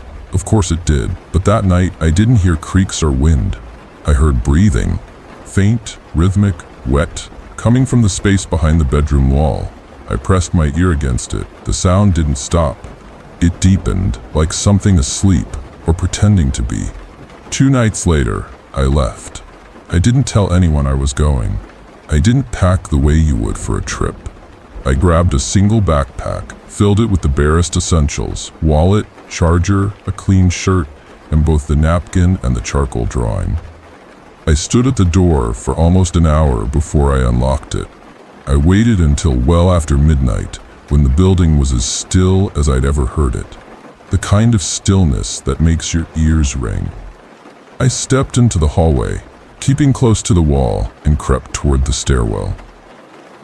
I didn't look at the elevator. I didn't want to know if the button was glowing again. I didn't want to know if something waited behind those doors. The stairs groaned under my weight, but I moved slowly, step by step, careful not to make a sound. The overhead bulbs flickered once but stayed lit. When I reached the ground floor, I froze at the final step. Someone was humming. Off-key, faint, almost a whisper. It came from beyond the stairwell door. I waited. The humming didn't fade. I reached for the doorknob and pushed slowly. The lobby was empty, but the sound was clearer now, echoing slightly from the tiled walls. I followed it across the floor until I reached the laundry room. The humming stopped. I opened the door. No one was inside, but the dryer closest to the window had something resting on top. A knit cap. Navy blue. Damp. Still holding the shape of a head. I left the building without looking back. I didn't have a car. I walked 3 blocks until I found an open diner, ordered a coffee I didn't drink, and sat there until the sun came up. My hands didn't stop shaking until after 8 o'clock. I checked into a cheap motel a few miles away and paid for a week in cash. I gave a fake name and left the television on at all hours. I didn't sleep properly. I just drifted in and out of panic. I didn't check the news. I didn't go near the apartment, but I kept the drawing and the napkin tucked in the top drawer of the motel nightstand. Proof, in case I ever started to doubt myself. On the 5th day, I woke to find the motel door ajar, just slightly. The deadbolt had been turned, but the door was no longer fully shut. I checked the parking lot from the window. Empty. I checked the lobby. No staff. A paper had been slid under my door. This time it was a receipt, dated 2 days prior. The purchase location wasn't local. It was a town I'd never been to, but the item list was simple. 3 items. 1, a charcoal pencil. 2, a drawing pad. 3, a prepaid envelope. The name signed at the bottom of the receipt was mine. I didn't remember buying any of those things, but my handwriting was unmistakable. I checked out that afternoon. No destination in mind. I drove for hours in a rental car, eventually stopping in a rural area I didn't recognize. I rented a guest room above a small bakery, paid in cash again. That night, I dreamed about the elevator for the last time. Only now it wasn't an elevator. It was a door, wide and black and endless. Inside the door was a hallway that kept narrowing, with walls that pressed closer with each step. I could hear breathing again, wet, rhythmic, and too close. When I woke up, there were 4 scratches down my left forearm. Not deep, but fresh. My fingernails were clean. I stayed in that town for a month, got a temp job at a library, kept my head down, avoided elevators completely. I never mentioned the city, never told anyone my real name, but I started noticing things again. Objects left on park benches, small stacks of folded paper, random receipts from places I hadn't visited. One day, I opened a newspaper and found a story circled in red pen. The ink was still wet. The article described a body found inside an elevator shaft in a different state. The victim had no identification. The clothes matched my description. The name printed in the article was mine. I brought the paper to the police, shaking, trying to explain that it had to be a mistake. They dismissed it as a prank. Said names got recycled. That coincidence wasn't proof. That was the last time I tried to involve anyone. I left town the next morning. I haven't stayed anywhere longer than a week since. I use prepaid phones, pay in cash. I move constantly, but it's always just behind me. I can feel it, not in the loud, obvious ways, but in the quiet, in the way air stills before you open a new door, in the flicker of lights in buildings I've never entered. In the moment between elevator chimes when the cabin should be empty, but isn't. The last place I stayed had a basement boiler room. I never went near it, but the tenant who lived above it disappeared one night. His name was never released. I left the same day. Before I did, I checked the mail slot. Inside was a package. Brown paper, taped shut, the size of a small book. I didn't open it. I left it on the counter, walked away, and never went back. I don't know what it is. I don't know where it came from. But it doesn't need to be seen to follow you. It just needs to stand near you once. to wait beside you in a space you thought was safe. I don't think it chooses at random. I think it watches, waits for the quiet people, the ones who keep to themselves, the ones who notice the wrong things and can't explain them. Once you've seen it, it remembers. You become part of its map. Not hunted, exactly, just known. Now, wherever I stay, I avoid enclosed spaces. I never take elevators. If I hear one moving, I don't acknowledge it. I don't look. I wait for the sound to stop. I sleep in corners where I can see every wall. I keep all vents sealed, all mirrors covered. I don't speak to anyone unless absolutely necessary. I don't let anyone close, because once it marks you, it waits. Not like a predator, like a key waiting for the right lock to turn. Sometimes I see people in coats that match, standing in alleys, near buses, just outside the range of streetlights. They never speak. They don't follow, but I know they see me. I think it wears different faces now. Adapts. Maybe it was never just one thing. Maybe it was always more. Something that uses space, that enters only when you're alone, when there's no one to share the silence with. And every so often I find something new. A note tucked inside my backpack. A drawing under my pillow. My name printed on the back of a stranger's receipt. It doesn't break in. It doesn't knock. It doesn't need to. It has already been inside once. That's all it takes. If you ever find yourself riding alone in an elevator and someone steps in without pushing a button, don't speak, don't stare, don't check what they're holding, just press your floor. Get out quickly. And if you see them again in a different building, on a different day, wearing the same coat with the same posture and the same dead silence, leave. Don't pack. Don't reason. Don't wait for proof. Because once it sees you, it starts to build the world around you, one floor at a time. And once you hear the doors open for no one, you'll know you've already waited too long.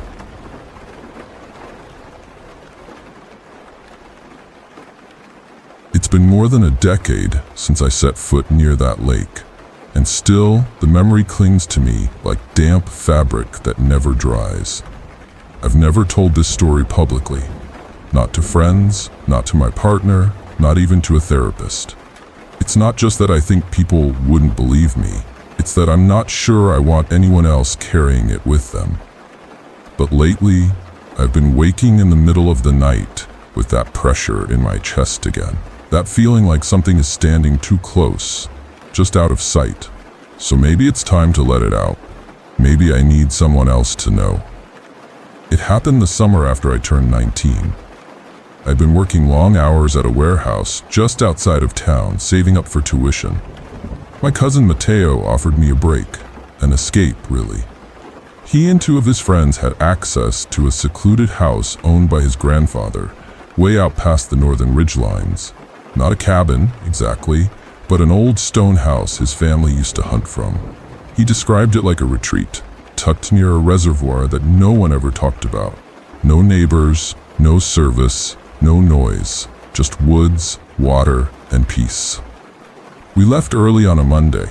Mateo drove, with me in the passenger seat, and his friends, Tomas and Brian, squeezed into the back with the gear.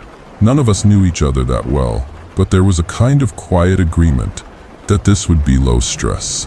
Just a few guys with a few days to kill. We brought canned food, firewood, fishing rods, and plenty of liquor we probably didn't need. The drive took nearly 6 hours.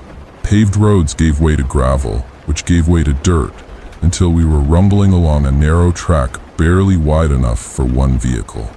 When we finally pulled up to the house, I felt something shift. Like we'd passed through some invisible boundary without knowing. The house itself sat on a slope above the waterline, its weathered stone exterior almost blending into the mossy hillside. There was a single chimney, boarded windows on one side, and a deck that looked like it hadn't been stepped on in years. The trees came right up to the back of the structure, thick with undergrowth and drooping branches. I remember thinking the whole place felt forgotten, but not abandoned. There's a difference. We spent the first day settling in. The inside of the house was cramped but dry. One main room with a fireplace, a tiny galley kitchen, and 2 bedrooms that barely fit the cots we dragged into them. No electricity, but there was a hand pump for water and a backup generator that we used sparingly. We made a fire pit just beyond the deck and took turns chopping wood from a pile left in the shed. There were spider webs in the corners and mouse droppings under the cabinets, but nothing out of the ordinary for a place that had sat unused for years. That first night was calm. We sat around the fire, swapping stories, passing around a metal flask. The stars were sharper than I'd ever seen them, and the surface of the lake looked like black glass. I remember thinking it felt untouched, like it was ours alone. The silence out there wasn't empty. It was full of small, living sounds, rustling leaves, creaking trees, distant insects. But there was nothing human in it. No airplanes overhead, no highway hum, just nature. The second day was uneventful. We spent it fishing and exploring the trails that spidered off from the main property. The air smelled clean, like pine and lake water, and the quiet started to settle into my skin. We found a small inlet with reeds that reached almost to my shoulders, and I remember pushing through them and feeling the water tug at my boots. There were animal tracks near the edge, raccoon, deer, maybe fox, but no signs of people. No beer cans, no boot prints. It felt like we were intruding. That night, the wind shifted. The air got still in a way that made the hair on my arms stand up. We built another fire, but the heat didn't seem to reach us. Everything felt slightly off. Brian kept glancing behind him, like he thought something was moving at the edge of the tree line. I asked him if he was all right, and he just shrugged. Said he thought he saw a large bird earlier, standing by the water. Something too big to be local. He described it like a heron, but with no movement, like it had been placed there. Mateo joked that he was imagining things, but I could tell the tension had crept into all of us. That night, I couldn't sleep. I lay in my cot, listening to the fan blade tick inside the window. At some point, I got up and made my way out to the deck, thinking I'd get some air. I didn't bring a flashlight. The moon was enough. The water was calm. No ripples, no breeze. I scanned the shoreline across from us, then looked to the right, where the inlet curved around into darkness. That's when I saw it. Just below the rise of the far bank, maybe 30 yards out, something stood in the shallows. It was too distant to make out fully, but I could see the shape of a head, pale and still, not bobbing like driftwood, not slouched like a branch, upright, facing me. I froze. The trees behind it swayed gently, but that shape did not move. I waited for my eyes to play their tricks, for it to resolve into something ordinary. But it stayed. I stared at it for nearly a minute before backing into the house and locking the door behind me. I didn't tell the others, not then. The next morning, Brian looked like he hadn't slept either. I asked him if he was all right, and he shook his head, then glanced toward the lake. He said he thought he heard something walking through the water during the night. Not swimming, not splashing, just slow movement, like feet dragging through the shallows. We didn't fish that day. We stayed near the house. Mateo kept trying to brush things off, playing music from a battery speaker and making dumb jokes, but it all felt forced. I kept finding myself looking toward the trees, watching for gaps that felt too wide, listening for breaks in the birdsong. Later that evening, the generator failed. It coughed twice, then died. Mateo fiddled with it, cursed under his breath, and eventually gave up. We lit candles, the house filled with a soft, flickering light that didn't reach the corners. Everything felt deeper, like the rooms had stretched and the air had thickened. That night, none of us said much. We sat close, the 4 of us, drinking quietly around the fire. The woods had gone quiet again. The wind had died. There were no insects, no owls, just the pop of the firewood and the crackle of dry leaves shifting under their own weight. At some point, Tomas got up and said he needed to take a leak. He walked off toward the side of the house, out of sight. He didn't come back right away. I remember the feeling that crept in. Not panic, Just this slow realization that he'd been gone too long. Mateo called out his name once, then again, louder. No answer. Brian stood and started walking in that direction, and I followed. We found Tomas near the edge of the house, standing perfectly still. He hadn't gone far. Just to the corner, where the ground dipped slightly toward the slope. He was staring at something below. I stepped closer and followed his gaze. There, maybe 20 feet downhill, something pale stood between the trees, just tall enough to rise above the undergrowth. I couldn't see a face, just the top portion of something smooth and white, like skin stretched over bone. It didn't move. Neither did we. Eventually, Mateo's voice broke the spell. He called out again from the fire pit, and the three of us turned away from the slope. When we looked back, whatever had been there was gone. Thomas wouldn't talk about it. He just shook his head and sat by the fire again, knees drawn to his chest. The rest of the night passed in silence. One by one, we drifted inside and lay in our cots, none of us speaking. I didn't sleep. I watched the ceiling until my eyes hurt. Every creak of the wood, every brush of wind outside sent a bolt of adrenaline through my chest. At some point, I started to cry. Quiet, short gasps I couldn't control. Not because I knew what was out there, but because I didn't. Because it knew we were here, and it hadn't left. The fourth day was heavier. I don't know how else to describe it. The air clung to everything. My skin felt slick before I'd even stepped outside, and the sky had that yellow-gray hue that made everything look jaundiced. Brian sat on the deck for hours without saying a word, just watching the lake. Mateo stayed inside most of the morning working on the generator, but it never kicked back to life. Tomas didn't leave his cot. I walked the perimeter of the house, checking the shed and the trailhead, looking for anything that felt out of place. The trees were dense, too dense. It wasn't that they had moved, it was that they seemed to be leaning in, like something had shifted overnight, drawing everything inward. I found myself whispering out loud just to break the silence, saying things like, "all right," and "still here," just to hear something human. Around midday, I spotted a wet footprint on the deck. One print. There. Human. Right next to the railing that faced the slope. I didn't call the others. I just stared at it, willing it to be something else. Maybe we tracked it in the night before. Maybe condensation. But it was too sharp. Too recent. And there was no matching print nearby. Just that one. That night, we stayed indoors. Mateo tried to start a fire in the hearth, but the wood smoked too much. The chimney must have been clogged because the room filled with a bitter haze. We opened the windows and huddled in the main room with candles. No one spoke. We just sat there, listening to the soft creaks and groans of the old structure settling. But there was something else beneath that. A rhythm, like footsteps pacing along the perimeter. Brian was the first to break. He stood suddenly and said he couldn't sit still. He needed air. Mateo told him to sit down, but Brian was already at the door. He stepped out into the dark, barefoot, and disappeared around the corner of the house. I waited 10 minutes, then 20. Mateo paced, muttering curses under his breath. Tomas just sat on the floor, head in his hands. I finally stood and followed. I didn't call out right away.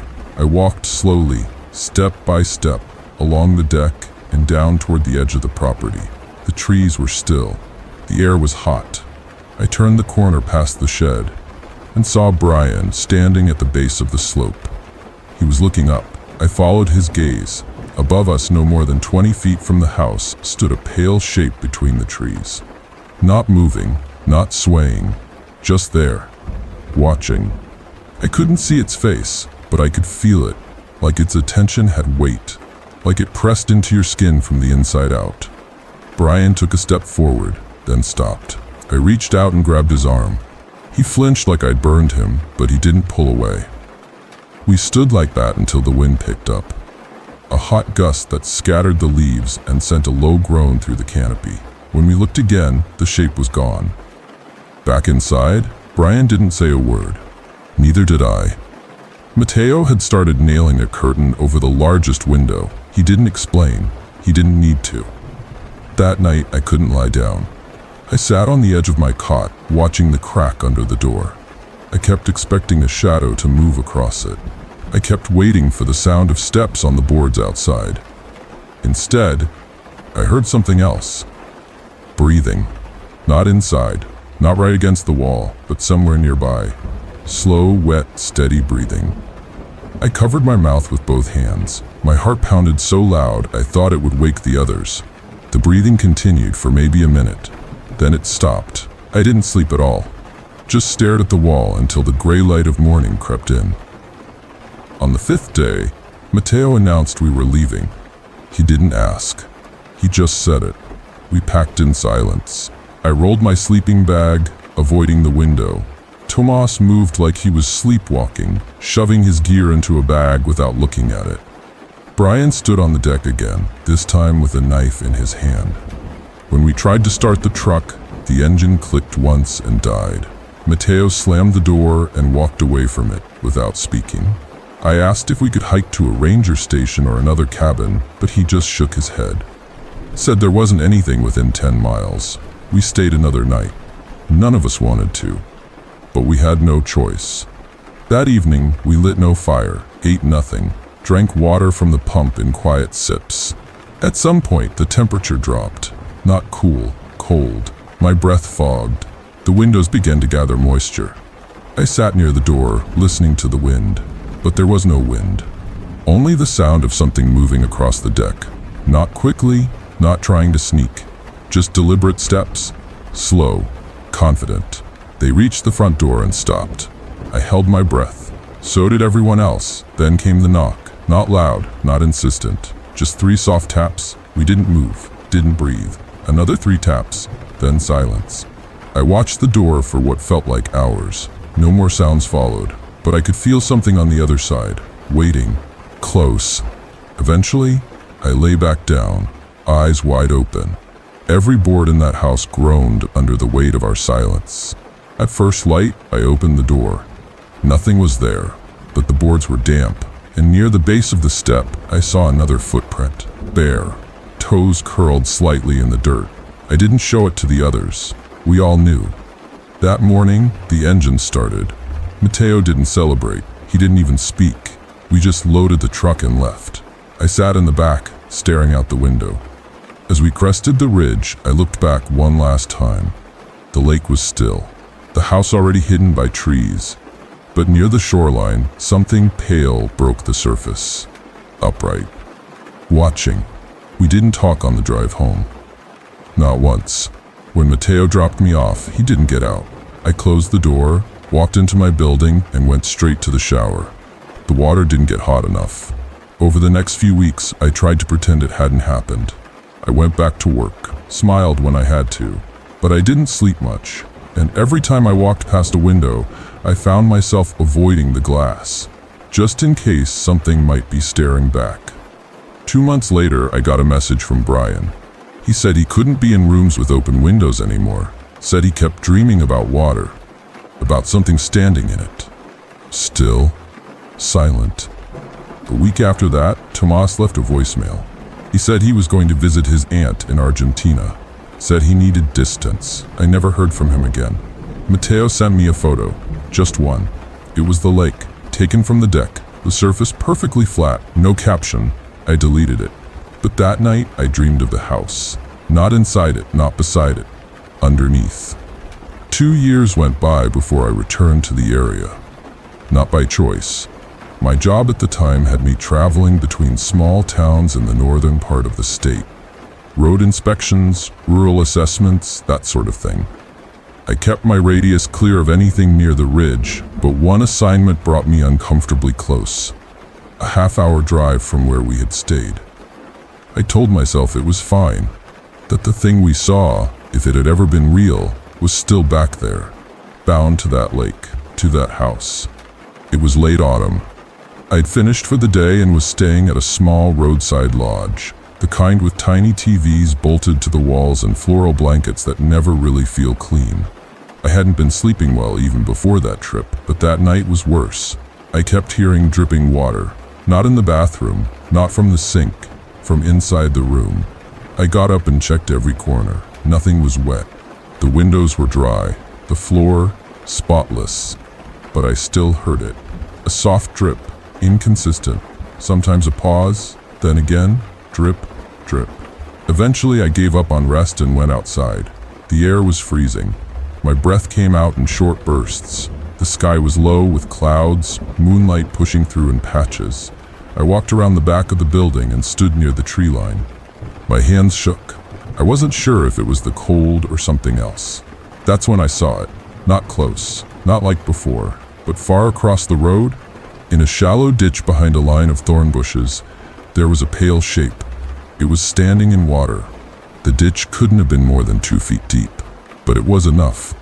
It didn't move, didn't sway, just stood there, neck barely above the surface, watching. I backed away, slow and careful. I didn't run, I didn't look away.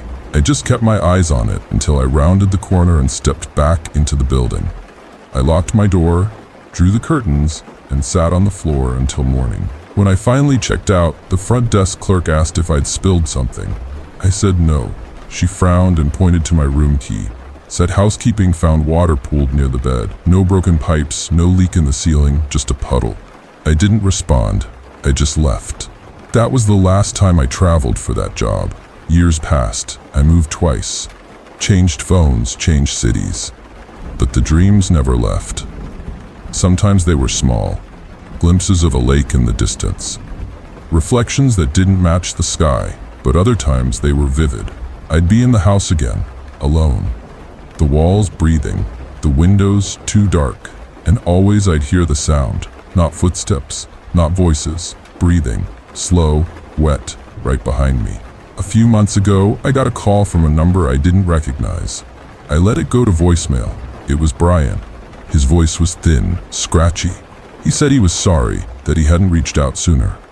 Then he said something that froze me in place. It followed me. He didn't explain. Just repeated it once, then silence. I called back immediately. No answer. I tried again that night, and the next. Nothing. 3 weeks later, I found an obituary. Brian Martinez, age 27, no listed cause of death, just a short note about a private service, no contact info, no guest book. I haven't heard from Mateo since the photo. I searched online once, just to see if I could find anything. There's no record of the house, no property listings, no address. The trails nearby are marked as closed indefinitely due to erosion, but I know it's still there. Last week I visited a reservoir near my current town. I didn't plan to. I was just driving, trying to clear my head, and I saw the turnoff. I pulled over and walked a narrow trail that led to the water. The surface was flat, completely still. I stood there for maybe 10 minutes. No boats, no wind, just silence. Then, from across the water, something surfaced. It was small, round, just a shape, but it was the same. I turned and walked away. I didn't run, but I never looked back. That night, I dreamed of standing in water, not ankle deep, not wading, standing. The water was up to my neck. I couldn't see the shore, I couldn't move. And just ahead of me, something else stood the same way. Its eyes were closed, but I knew the moment they would open. I woke up with wet sheets, not sweat, water. I don't tell this story to scare people. I'm not looking for sympathy. I'm not trying to explain what it was or why it chose us. I just need someone to know that once you've seen it, you're never alone again. It doesn't need your fear. It doesn't need your curiosity. It just needs you to remember. Because remembering is enough. That's how it finds you. It waits in places where sound dies, where water never moves, where the air feels too still. It waits for silence. It waits for stillness. And then it stands. If you ever find yourself looking across a flat lake and you see something upright in the water, just watching, turn around. Leave. Don't wait. Don't look closer. Because it won't wave, it won't speak, it won't drift. It will wait, and it will remember that you saw it. Just like I do.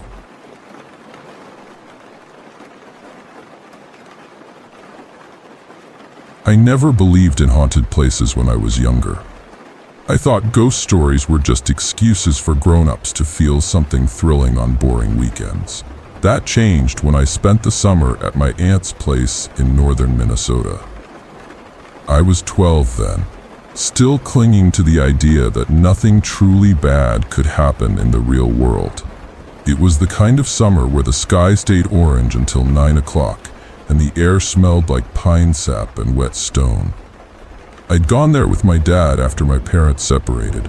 He thought a few weeks out in the woods would help clear his head, and maybe give me some space to breathe too. My aunt lived alone in a house that sat on the edge of a lake with no name, at least none I ever saw on any map.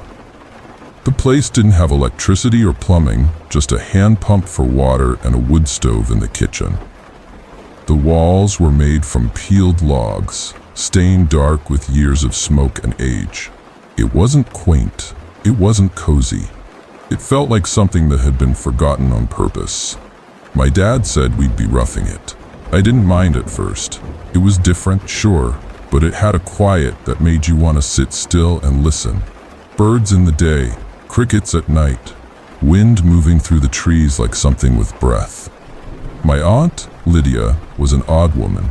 She never spoke much unless you asked her a direct question, and even then, her answers were clipped and strange. I don't remember her smiling once that whole summer. Her hands were always busy with something, peeling apples, whittling sticks into sharp little points, tying strange knots into pieces of string she kept in an old coffee tin. She didn't let me wander too far from the house, always said the woods were easy to get lost in. But one afternoon, when my dad and Lydia drove into town for supplies, I decided to explore the trail behind the cabin.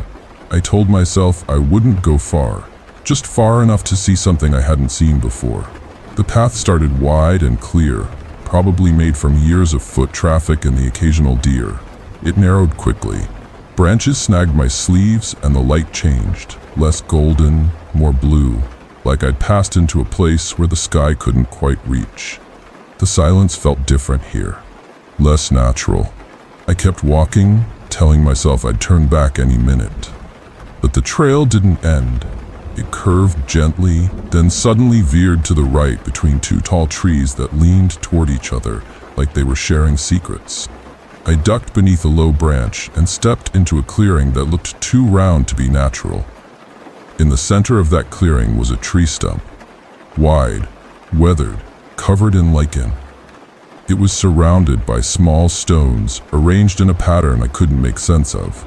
Not a circle, not a square, just a jagged, deliberate shape like someone had tried to draw something and given up halfway through. There were feathers stuck into the bark of the stump, black ones, long and oily looking. They didn't sway in the breeze, they just stood there like they'd been glued in place. I felt a prickle on the back of my neck. Not fear, exactly, just a feeling that I shouldn't be standing there. I turned around to leave, and that's when I noticed something strange about the path behind me. It didn't look the same. The way I'd come in, those leaning trees, the low branch, none of it was there. The clearing was surrounded now by a wall of thick underbrush, and trees spaced too close together to walk through.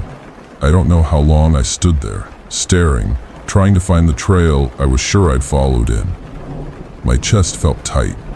I called out once, maybe twice, but my voice sounded too loud, out of place. Like the air didn't want to carry it. I walked the edge of the clearing slowly, step by step, trying to find a gap. That's when I saw the door. It wasn't part of a structure. It stood on its own, maybe 6 feet tall, gray and wooden with a rusted metal handle. No hinges, no frame, just a door planted upright in the ground like a grave marker. I stared at it, not understanding what I was looking at. It wasn't there when I entered the clearing. I would have seen it. But there it was, standing in the moss like it had always belonged there. I didn't touch it, not then. I didn't even move closer. Something about it felt wrong in a way I couldn't explain. Like it had been placed there for me specifically. Like it was waiting. I backed away, keeping my eyes on it. Eventually, after what felt like an hour but might have been 10 minutes, I found a thin gap between two trees that led back to something resembling a trail. I ran. Didn't stop until I saw the edge of the lake again and my aunt's house just beyond it. The sun was lower, the shadows longer. I told myself I'd just gotten turned around, that I'd imagined the clearing, the door, the feathers, all of it. But that night, when I laid down on the cot in the attic room, I couldn't sleep. Not just because of what I'd seen, it was the sound of something tapping, 3 distinct taps. Not like a knock on wood, more like bone against glass. It came from the window above my bed. I sat up, heart pounding. The attic had a single window shaped like a triangle, and the glass was so dusty it looked frosted over. I didn't want to look, but I did. I pulled back the thin curtain and stared out at the trees. Nothing there, just the dark shapes of pines and the ripple of lake water in the distance. But the tapping started again, this time from behind me. I spun around. The attic was empty. The old desk in the corner, the stack of firewood near the wall, the crate full of blankets. All still. I waited, didn't move. After a while, the sound stopped. I didn't sleep much that night, or the next. 3 days later, Lydia told me not to go wandering again. She said it without turning to look at me. Just stirred her tea and said, "You go walking too far and things start to notice you." I asked her what she meant. She didn't answer, just got up and left the room. My dad laughed it off when I mentioned it later, said Lydia was always into weird folklore, old forest stories, spirits and warding and all that. But his laugh didn't feel real, like he was trying to convince himself. The door came back, not in the clearing, in my dream. I was standing in front of it again, same rusted handle, same gray wood. But this time, I could hear something on the other side. Not talking, breathing. Slow, steady, as if whatever was behind it didn't need to hide anymore. I didn't want to open it. In the dream, I told myself over and over not to touch the handle. But my hand moved anyway. My fingers curled around the cold metal. And just before I turned it, I woke up. There were marks on the attic window the next morning, thin lines across the glass, like something had been tracing the shape of the pane with a dull nail. I called for my dad.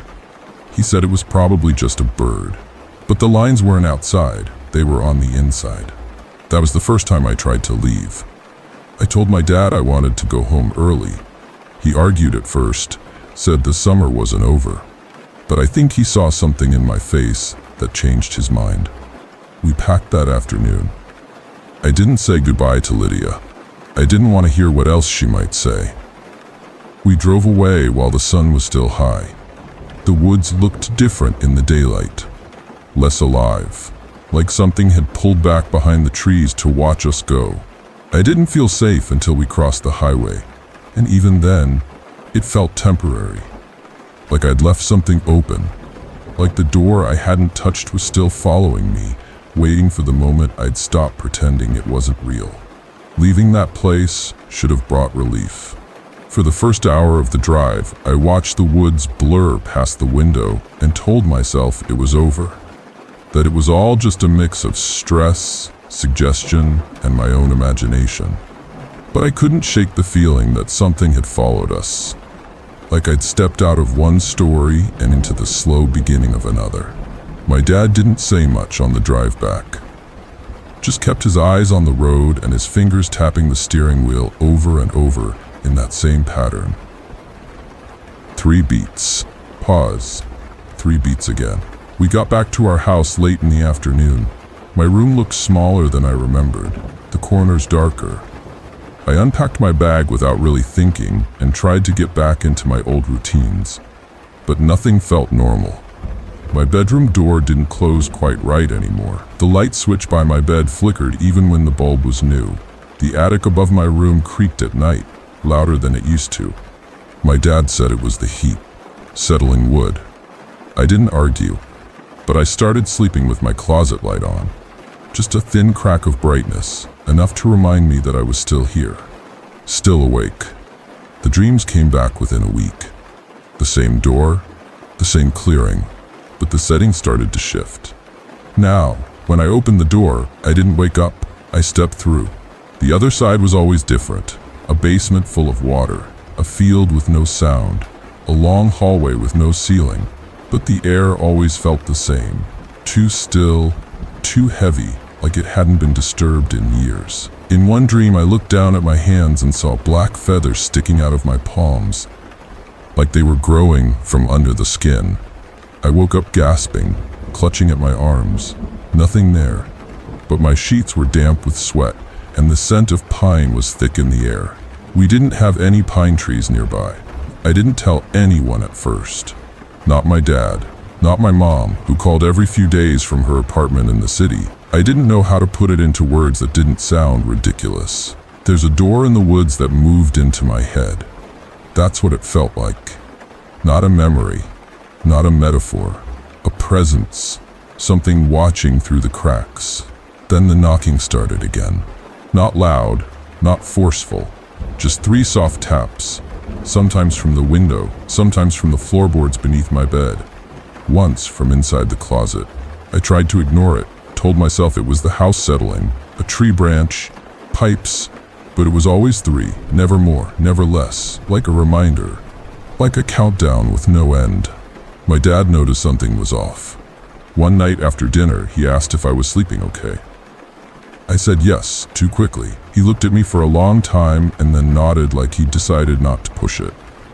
That same night, I woke up to the sound of him talking downstairs. Not on the phone, just talking, slow and low, like a one-sided conversation. I crept out of bed and made my way down the hall. The kitchen light was on.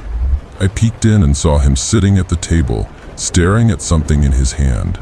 A piece of string. He was tying knots into it, just like Lydia had done. His eyes looked glassy, unfocused. I backed away before he noticed me, went back to my room and stayed under the blanket until sunrise. School started again in September. That helped, at least at first. Being around other people, laughing when I didn't feel like laughing, pretending everything was fine. But I carried that door with me everywhere. I'd see shapes out of the corner of my eye, hear my name in places where no one was talking, smell wood smoke in classrooms and hallways. Once, during math class, I looked down at my desk and found a single black feather sitting next to my textbook. I blinked and it was gone. I started keeping a notebook, not a diary, just a list of things. Places where I saw the door, times when I heard the knocking, dreams I could remember in detail. I filled 3 pages in the first week. By the end of the month, I had a full composition book, every line packed with observations, guesses, theories. I tried to map it out, tried to find logic in it, but there wasn't any. Just patterns that made no sense and rules that changed every time I thought I'd figured one out. The only constant was this: the door wanted me to notice it. And the more I noticed, the more real it became. One night, I woke up and found the closet door wide open. I never left it open. Ever. My lamp was still on, casting a weak glow across the room, and for a second I thought I saw something in the corner. Not a shape, just the sense of something tall, still, waiting. I shut my eyes, counted to 30. When I opened them again, the closet was empty. But the door was still open, and there were faint scratches in the wood near the floor, like something had been trying to crawl out, not in. I finally told my dad. I didn't mean to. It just spilled out one morning while we were driving to the hardware store. I told him everything. The dreams, the knocking, the clearing, the door. I expected him to laugh, or worse, get angry. But he didn't say anything. Just kept driving, eyes fixed on the road. We bought nails, a new shovel, and 2 cans of paint. On the way home, he said, "Your aunt said it started the same way for her." That was it. No questions, no disbelief. Just that one sentence, flat and final. He started sleeping in the living room after that. I heard him moving furniture at night. Once, I came down for water and found every mirror in the house turned to face the wall. He said it was for feng shui. I didn't argue, but I knew better. He had seen it too. Maybe not the door itself, but the aftertaste it left in the world. My aunt died in late October. Car accident. That's what the police said. But I saw the photo in the newspaper. Her truck had gone off a road she knew better than anyone. straight into a tree. No skid marks, no braking, just a clean impact like she'd driven straight toward it. The article said she was alone, but I don't believe that. I think something was waiting for her, and I think she knew. We went up for the funeral, closed casket, a handful of neighbors, a few old friends of the family. It felt more like a ritual than a memorial. People whispered instead of talking, left strange things at the grave. Bundles of dried herbs, bits of twine, small stones wrapped in cloth. I didn't recognize anyone, but several of them gave me long looks. Not hostile, just knowing, like they saw something in me that I hadn't meant to show. That night, we stayed at a motel just off the highway. I couldn't sleep. Around 2 o'clock, I got up and looked out the window. The parking lot was empty except for one car, a dark sedan parked under a broken light. I stared at it for a long time, and just before I turned away, I saw the back door open slightly. No one got out, no one got in, just a shadow inside, barely moving. Then it shut again. Quiet, slow, deliberate. I didn't sleep after that, and when we got home the next day, I knew something had changed. The door hadn't just followed me back. It had found a way inside. The knocking became more frequent, the dreams more vivid. I started seeing the clearing again, even when I was awake. I'd blink, and the hallway at school would stretch too long. The air would go silent, and at the far end, just for a moment, I'd see the outline of that freestanding door. Always the same size, always the same color, always waiting. I tried to destroy the notebook, burned it in the backyard fire pit while my dad was at work, watched the pages curl and blacken, thinking maybe it would break the connection. It didn't. That night, I woke up with ash on my pillow and a feather tucked beneath my sheet. I don't know how it got there. I don't want to know. I started researching. Not on public websites. Those were useless. I found message boards, archived forums, places where people whispered about places that didn't belong, doors that didn't lead anywhere, or worse, led somewhere they couldn't describe. The stories weren't identical, but they shared echoes, rules that weren't rules, patterns that weren't random. Everyone agreed on one thing. Once you see the door, you don't unsee it. And if you open it, even once, it opens something in you too. I haven't opened it yet, not fully, but in the last dream I had, I didn't find the door. It found me. I was standing in my backyard under the clothesline when I turned around and saw it at the base of the maple tree. No clearing, no forest, just that door. Inches from me, closer than it had ever been. I reached out, not meaning to, and felt the metal of the handle beneath my fingers. Cold, familiar, alive. And just before I twisted it, I woke up. My hand was stretched toward the bedroom wall. The light was on, and the smell of pine was thick in the air again. There came a point when I stopped trying to explain it. I had no proof. No photos, no physical evidence, just a collection of memories and feelings that kept looping through me like background radiation. And the more I acknowledged it, even privately, the more it seemed to tighten around my life.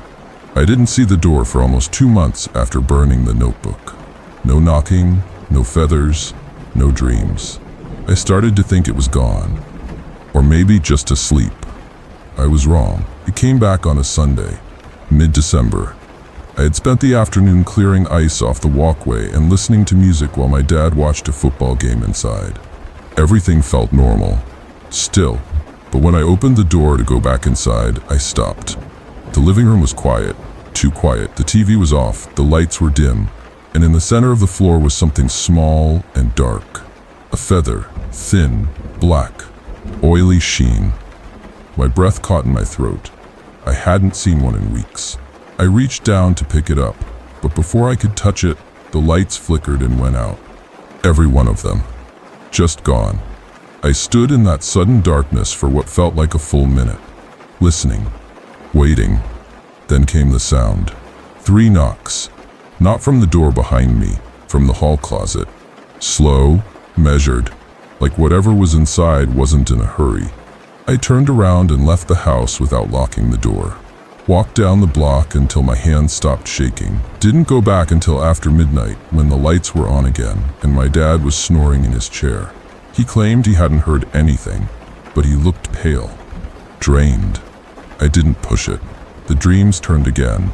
Now the door was always open, just a crack, enough to see shapes moving inside, sometimes breathing, sometimes whispering, but never clear, always out of reach. I started waking with bruises on my arms, faint, round, like fingertips. I took pictures, showed my dad. He said maybe I was rolling into the bed frame, but I didn't sleep against the edge, and the prints were always the same, left side, near my shoulder. I stopped asking, stopped trying to share. The more I talked, the less anyone seemed to believe me. So I kept it all inside, a quiet spiral, one I couldn't stop. In late January, I heard a voice in the dream. Not a word, just a single syllable, low and scraping, like someone trying to speak through soaked wood. I sat up in bed, gasping, the sound still echoing in my skull. The light in the hallway was on. I could see it under the crack in the door. I got up, walked slowly to the threshold, and pressed my ear against the wood. Nothing, just silence. But when I stepped back, I saw it. A small handprint on the inside of the door, smudged, greasy, and far too small to be mine. That's when I started seeing the boy. Only from a distance, never up close, always standing at the edge of things. The hallway, the backyard, the far end of the school parking lot. Just standing, watching, head slightly tilted like he was trying to remember my face. I never got closer. I didn't want to. Every time I blinked, he was gone. But his absence felt heavier than his presence, like he left something behind in the space he'd just occupied. A smell, a static charge, something I couldn't name. I thought about telling a counselor. Not about the door, just about the feelings, the fear. But I knew it wouldn't help. I'd read enough by then to understand. This wasn't about trauma. It wasn't about dreams or mental illness. It was about contact. I'd been noticed, touched, and there was no walking that back.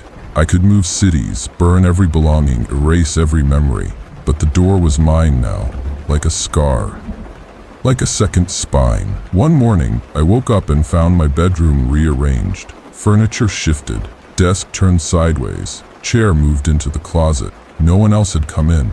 My dad had been out of town visiting his sister. I checked the locks, the windows. Nothing was broken.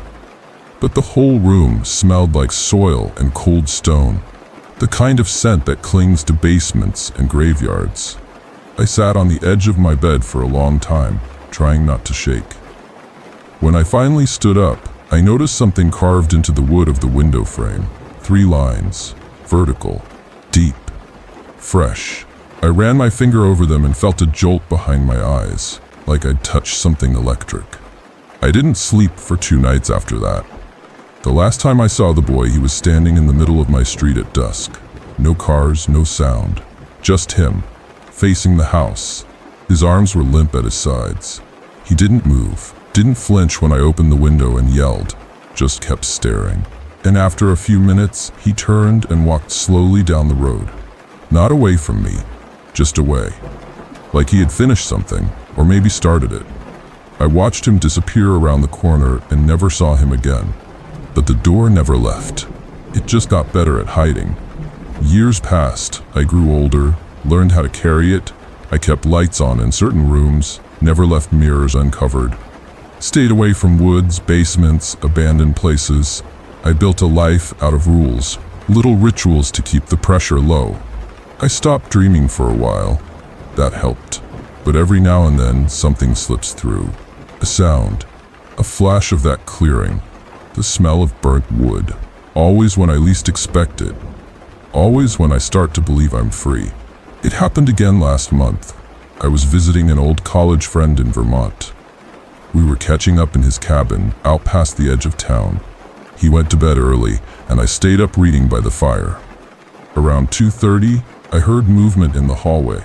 Thought maybe he was up, but when I stepped out, the hallway was empty, and at the far end, near the back door, I saw it. The outline, same height, same color, a freestanding door, just standing there like it had always belonged. I didn't approach, I didn't speak, I just stood there and waited for it to vanish. It didn't. Instead, the handle turned, just a fraction of an inch, not enough to open, just enough to make a sound. A soft creak, like wood adjusting. My chest felt tight. I stepped back, and as soon as I moved, it was gone. No door, no sound, just the empty hallway and my own reflection in the nearby mirror, pale and shaking. I packed and left before sunrise. Told my friend I had a migraine. Drove 3 hours without stopping. Didn't turn on the radio. Didn't check the rear view. When I got home, I found a feather on my pillow. Black, same size, same sheen. I didn't touch it, just stared at it until the sun came up. Then I picked it up with tongs, flushed it down the toilet, and stood there until the tank stopped refilling. It didn't matter. I knew it would be back. Maybe not the feather, but something. A new mark, a new dream, a new echo. The door was always looking for a way in, and all I had ever done was leave it slightly ajar. I don't think it wants to hurt me. That's what makes it worse. Pain would make sense. Punishment has purpose. But this feels like an invitation, like a test that never ends. I walk through life with a whisper at my back, a quiet knock behind every closed surface, and I know deep down that it's only waiting for one thing, for me to finally open it. Not in a dream, not in a vision, but here, with my own hands, in my own home. I keep the lights on now, all of them. I don't sleep without noise. I don't leave doors cracked. I don't own a single mirror that isn't covered. My life is small and careful, built around avoidance. But the door is patient. And the problem with doors is, eventually, someone always opens them. Even if it's just to see what's on the other side.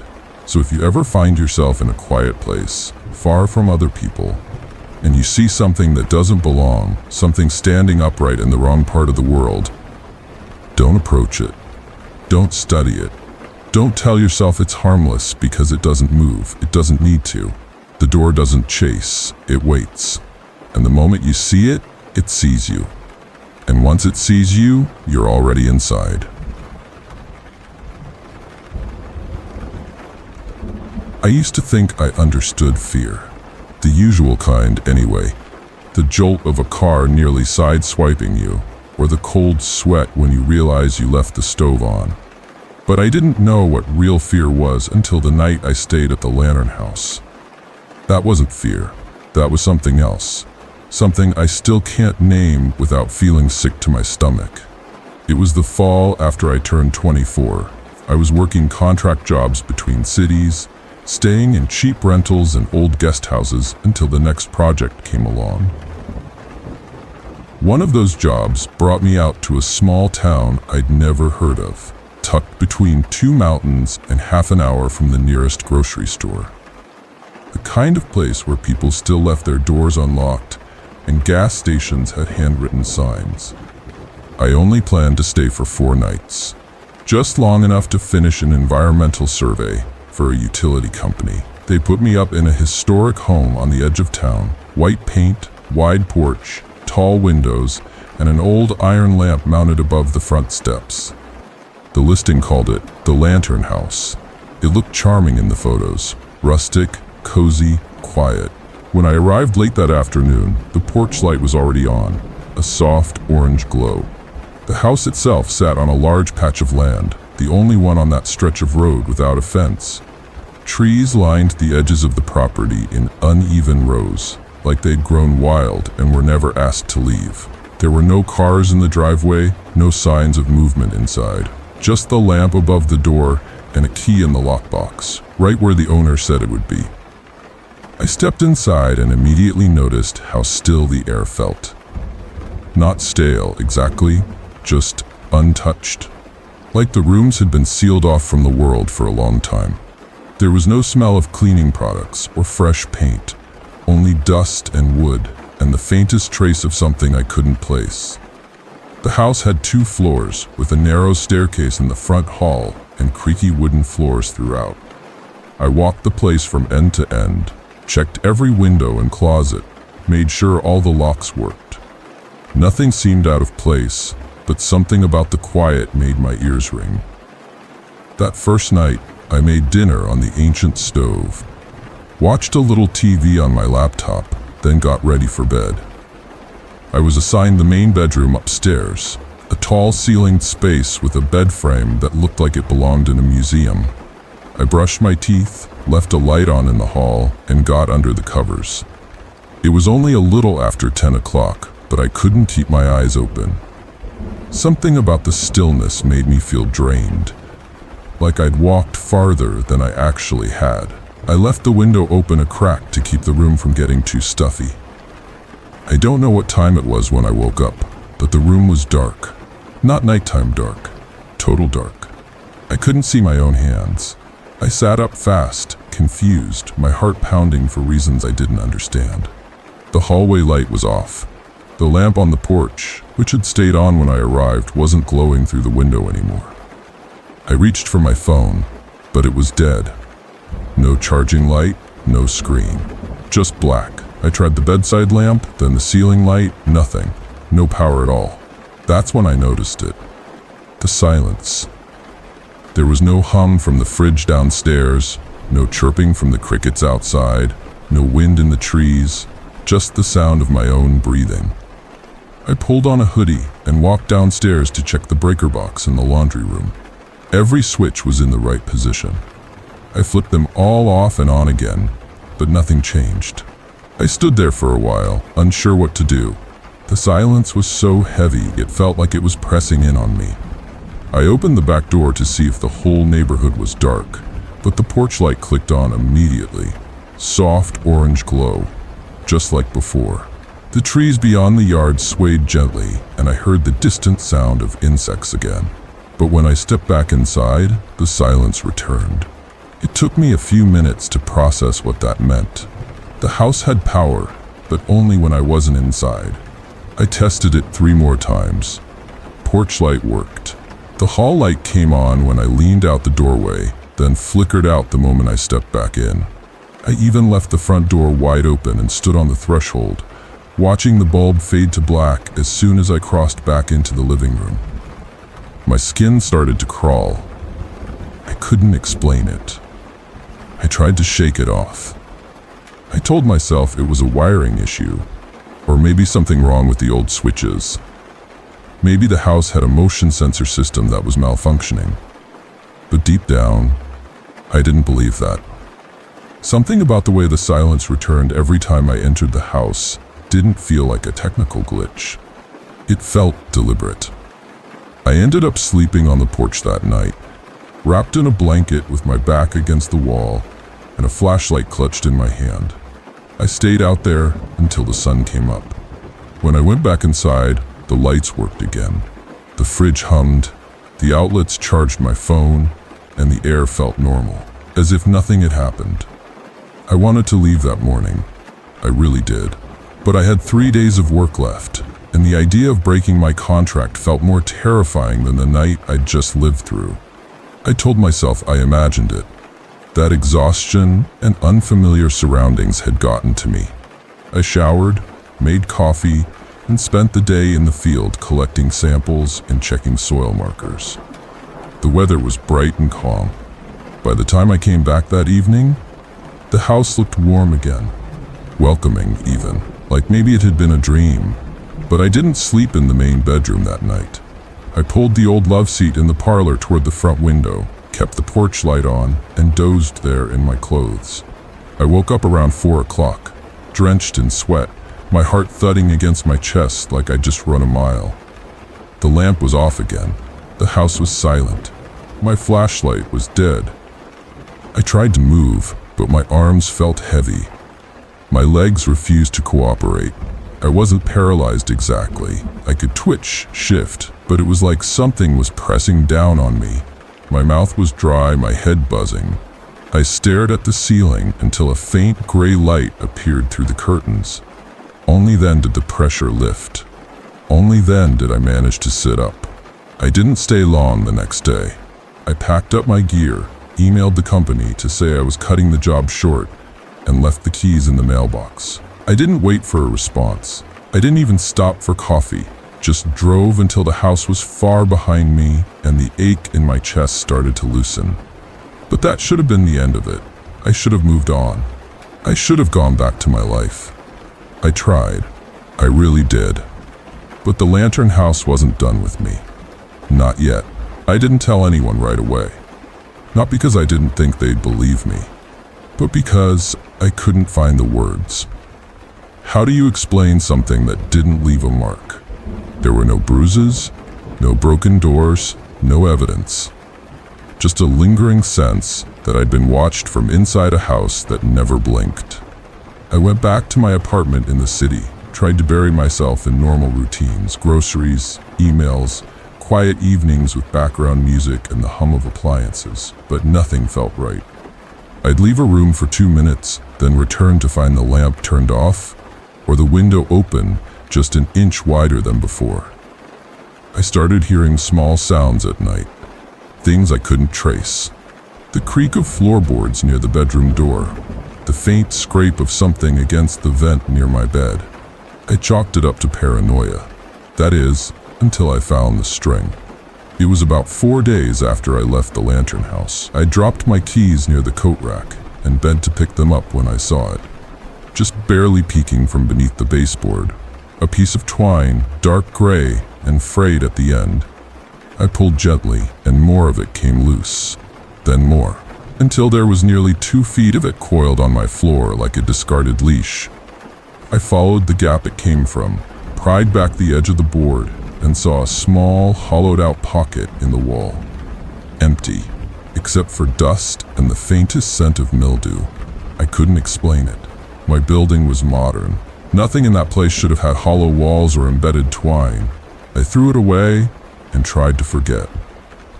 But that was only the beginning. 2 nights later, I had the dream. I was back at the lantern house.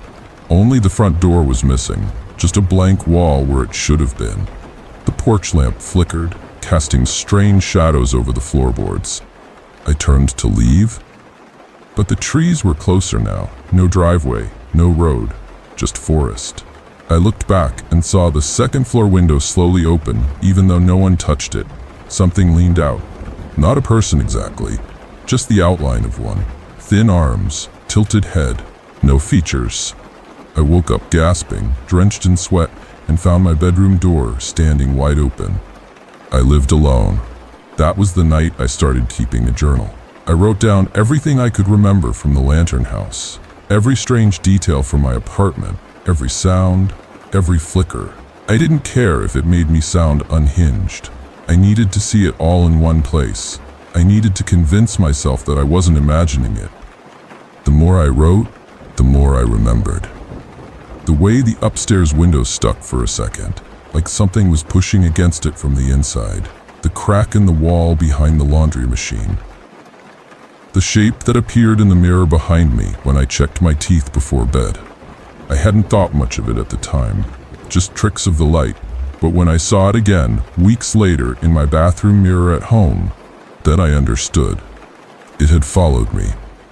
The thing I can't explain, even now, is how quiet it was. It never made noise, never moved when I was looking, but I felt it. Every time the power flickered, every time the light stayed off just a little too long. It was like it existed between the moments I could measure, just outside of time. Never there, but never gone either. I started sleeping with the lights on. At least I tried to, but 3 times that month I woke up to complete darkness. Not dim, not low, pitch black, and always around the same time, right between 3 and 4 o'clock. The house would go dead, my phone wouldn't turn on, the outlets wouldn't charge. It felt just like the lantern house all over again. Only now, there was no porch to escape to, no line between inside and out. I bought cameras, 4 of them, motion activated with night vision and local storage. I set them up in every room, and for a while that helped. I slept better. The power stayed on, nothing moved.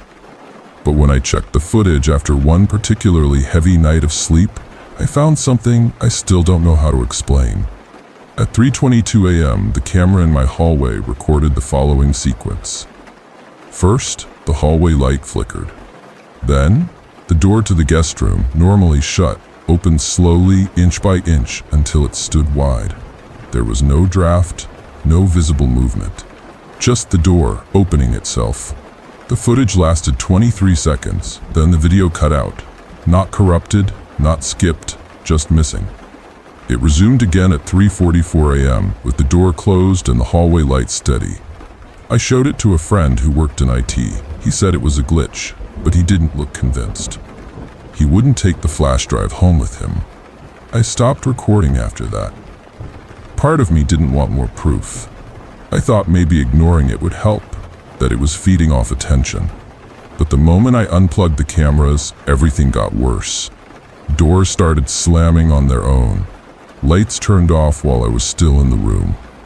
Once, the hallway bulb exploded, glass shattering across the floor as I stood beneath it. Another time, I came home to find every drawer in the kitchen pulled open, neatly and evenly spaced. I didn't feel like I was alone anymore, not even when I was outside. I'd walk down the street and feel eyes on me. Cars would slow behind me and match my pace. I started recognizing a shape in reflections. Not always clear, not always the same, but always watching. In windows, in puddles, in the surface of my phone when the screen went dark. I stopped sleeping altogether. I stayed up all night with the lights on, the TV playing static, my back pressed to the wall. I could feel my grip on reality slipping. Then I got the envelope. It arrived with no return address, no postage mark. Just a plain, manila envelope on my doorstep, sealed with clear tape. Inside was a single photograph, black and white, grainy.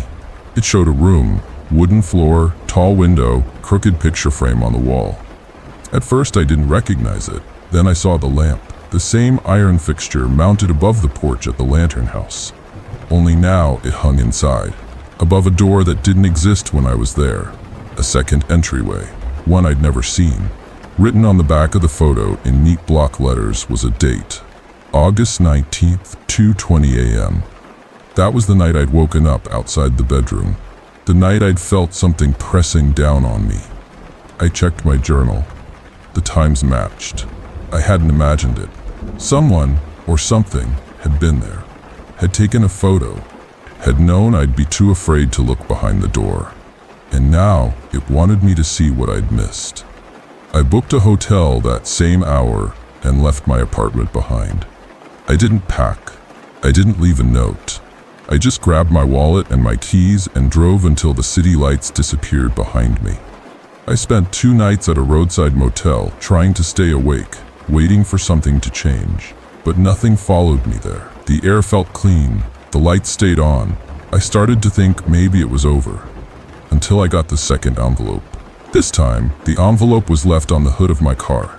Same manila paper, same clear tape. No handwriting on the front. Inside was another photograph. This one darker, blurrier. It showed the same hallway from the first image, but now there was something new. A figure at the end of the hall, too far to make out clearly. No face, no features, just a tall shape, leaning slightly to the side like its balance was off. It reminded me of something about to speak, but without a mouth. I stared at that photo for nearly an hour, hoping it would change. Hoping I'd blink and it would become something harmless. But it didn't. I placed it face down on the motel table and didn't sleep at all that night. I thought about calling someone. The police, maybe. A priest. A friend. But what would I say? That an empty house had followed me home? That silence had turned into something that took pictures in the dark? I didn't want help. I wanted distance. I waited until morning, checked out of the motel and drove straight back to that town. The one with the lantern house. I had no plan, just a direction. The place hadn't changed. Same winding road, same forest perimeter. When I pulled up to the house, the porch lamp was lit, even though it was barely 11 o'clock. I parked across the street and watched it from the car. For nearly 40 minutes, nothing moved. No curtains stirred, no animals crossed the yard, not even wind. Just stillness. I got out and walked to the porch. The wood creaked under my feet. The door wasn't locked. I stepped inside, expecting dust and decay, but the house looked freshly cleaned. Polished floors, cleared surfaces, no cobwebs. It didn't look abandoned. It looked staged, like someone wanted me to feel safe. I walked through each room, heart pounding so loud I could barely hear my own footsteps. The furniture was in the same places. Even the love seat I'd moved was still angled toward the window. Nothing had been moved back.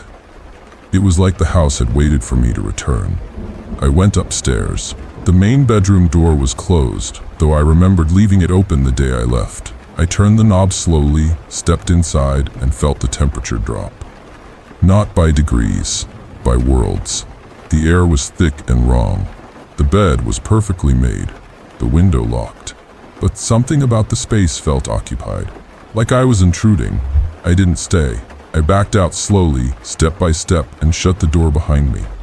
That's when I heard it.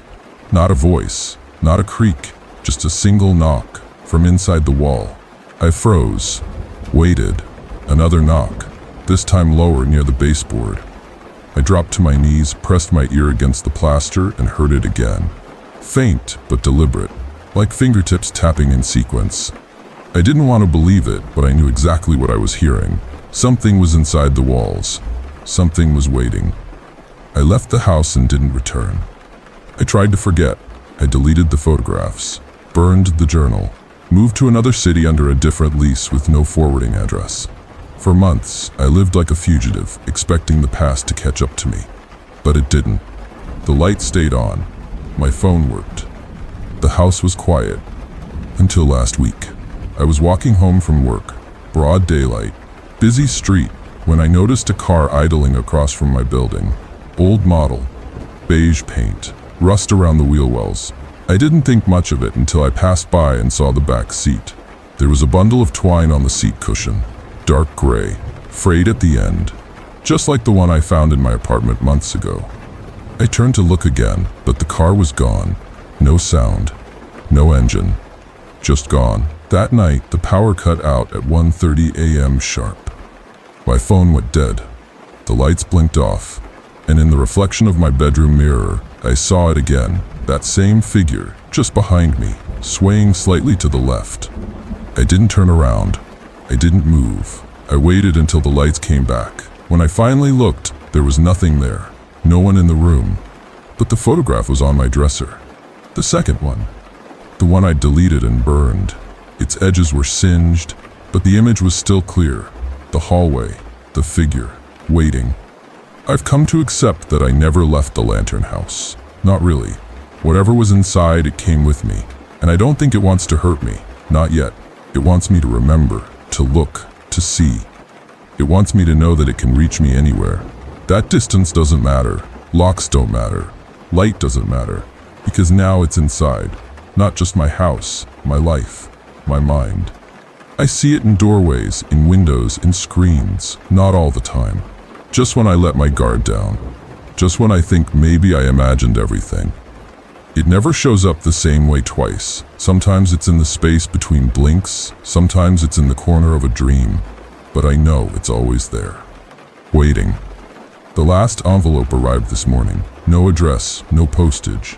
Just a single photo, completely black. Nothing in the frame. Just empty darkness. But written on the back, in that same careful lettering, were the words, "You left the door open." I don't know what it means. I don't know which door. Maybe it was the one in the lantern house. Maybe it was something else entirely. But I haven't slept since. I don't know if I ever will. Every noise makes my skin crawl. Every flicker makes me brace. And I've started to notice something new now. A smell. Faint but consistent. Like dust, iron, and something wet. Like the air just before a storm. If you're hearing this and you think it's just a story, I understand. I used to think the same thing. But the truth is, there are places in this world that aren't meant to be entered. Rooms that aren't built for us. Houses that remember you even when you leave. And if you ever find yourself in one, I beg you, don't look behind the door. Because I did. And now, I don't think I'll ever be alone again.